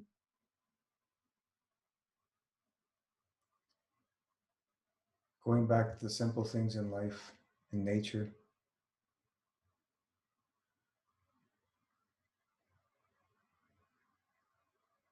Spending more time with family, friends, and loved ones. All the important things.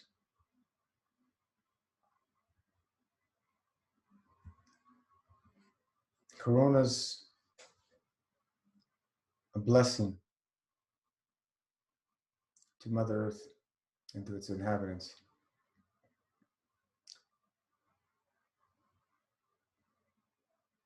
It's beautiful, magenta, violet light.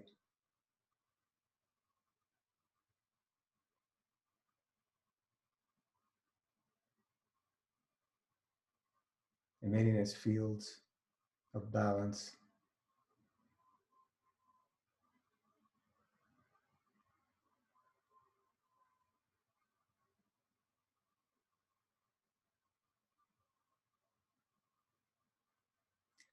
Feel your auric field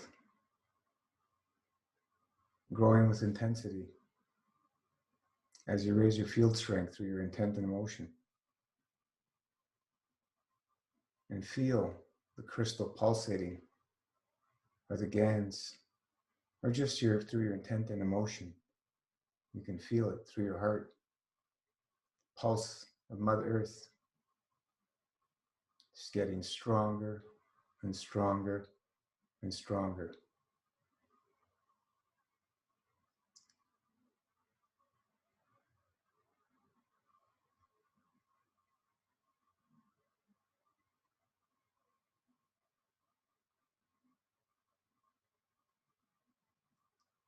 I can feel it in my crystal that I'm holding with extreme intensity.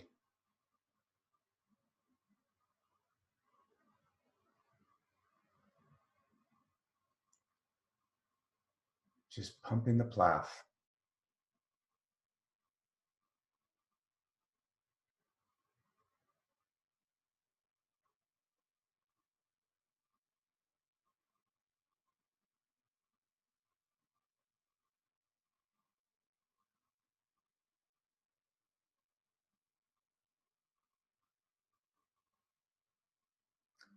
For all the other meditators around the world, we thank them for putting their intent and emotion into joining forces for Mother Earth and for all its inhabitants.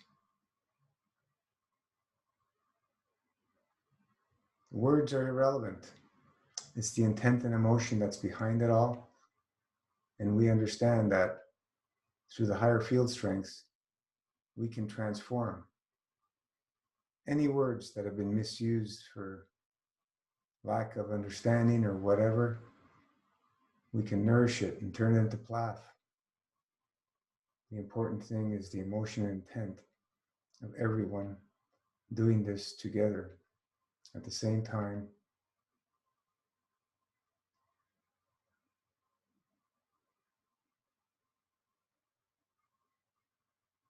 It's a wonderful feeling.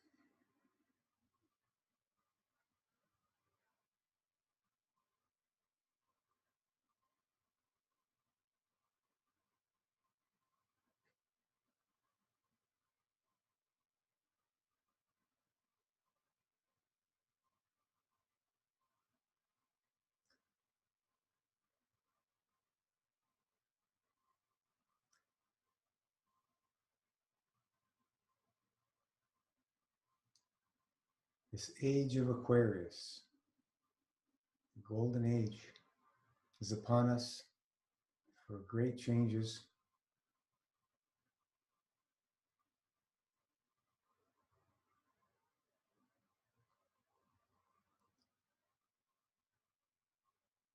And it took something that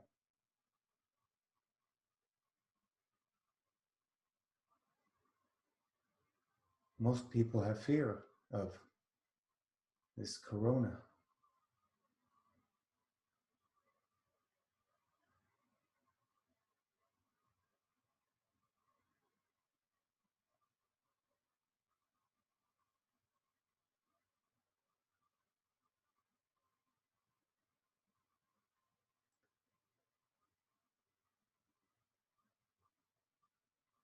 We can transform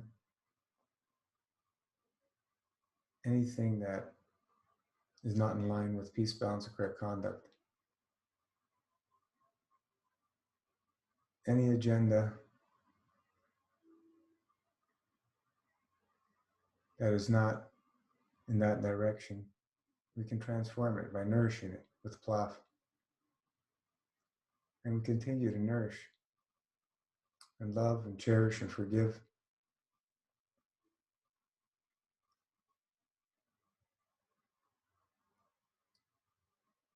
Each day as we open our eyes in the morning, we give thanks.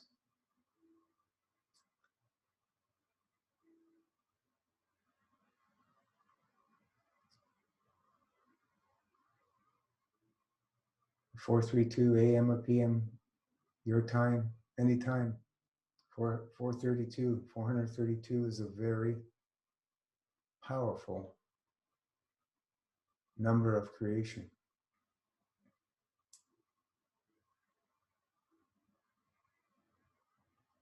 It's a wave carrier that can carry any intent and emotion instantaneously, as there's no time space.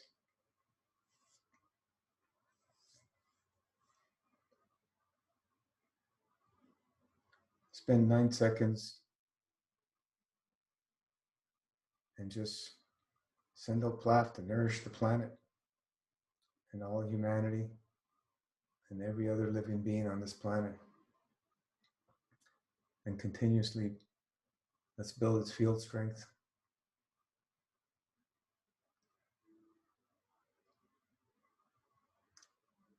Peace, balance, and correct conduct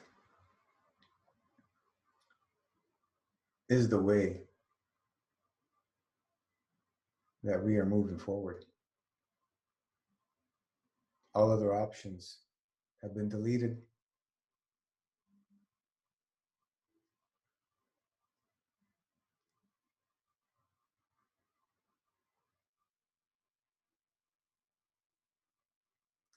If anybody wants to open up their mic and share something, my crystal feels like it's going to explode.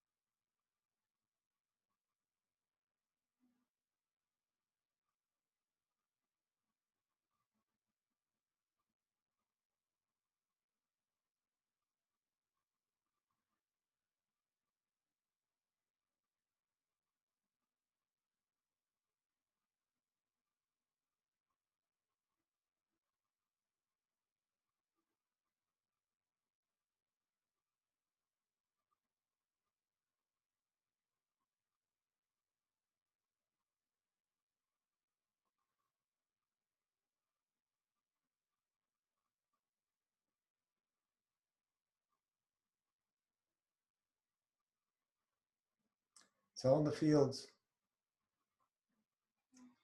All matters created through fields. And with all our intent and emotion,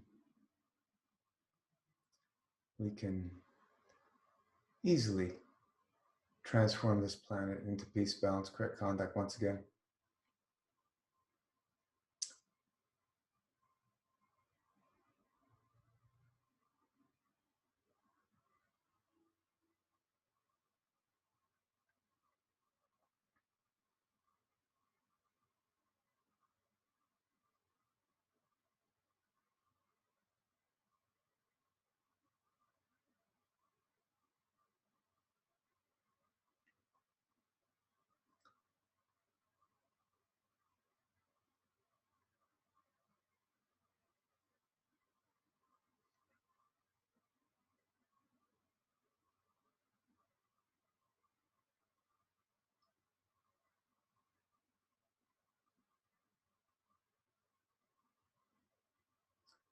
Let's open our eyes.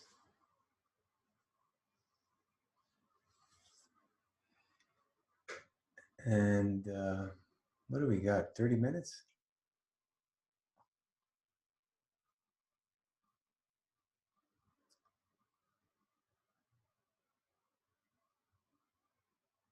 Wow.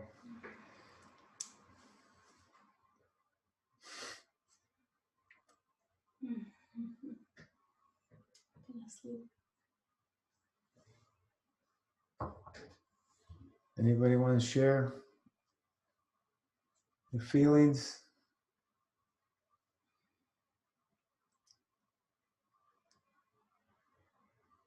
It's getting late for some of us. Time is an illusion.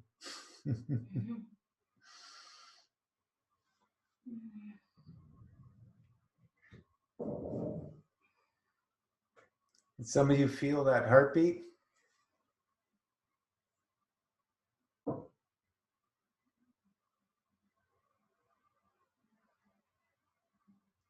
Pretty interesting.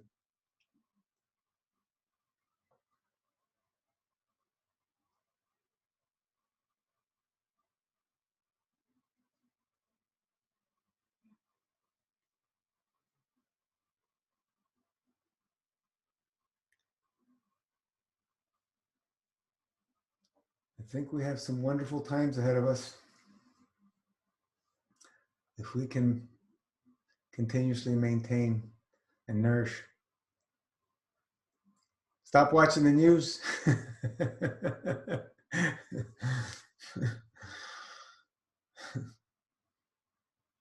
Stay connected. Keep supporting, inspiring each other.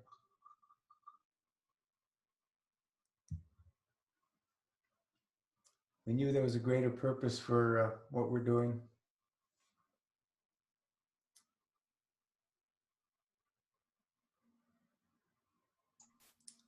I just like to say thank you, Gina and Rana, for putting it on. That was very nice. And I have to say, I can't believe how quiet it is at the moment. Absolutely quiet here. Yeah, the city. Yeah. That buzz of the city's not there. Nah. I can't even hear a car, nothing. It's pretty amazing. Yeah, thank you very much.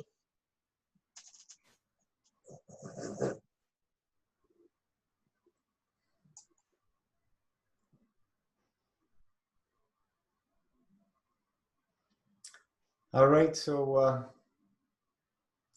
we will call it a night. Thank you all for joining. It's a pleasure to have you all on board. And who would ever thought that we'd be in a position we are now to take a break from all this fiasco we've been living, the rat race.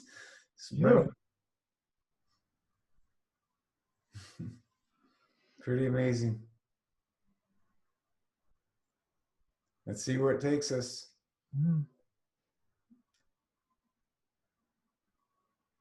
The direction is very clear, as long as our intent and emotion is clear.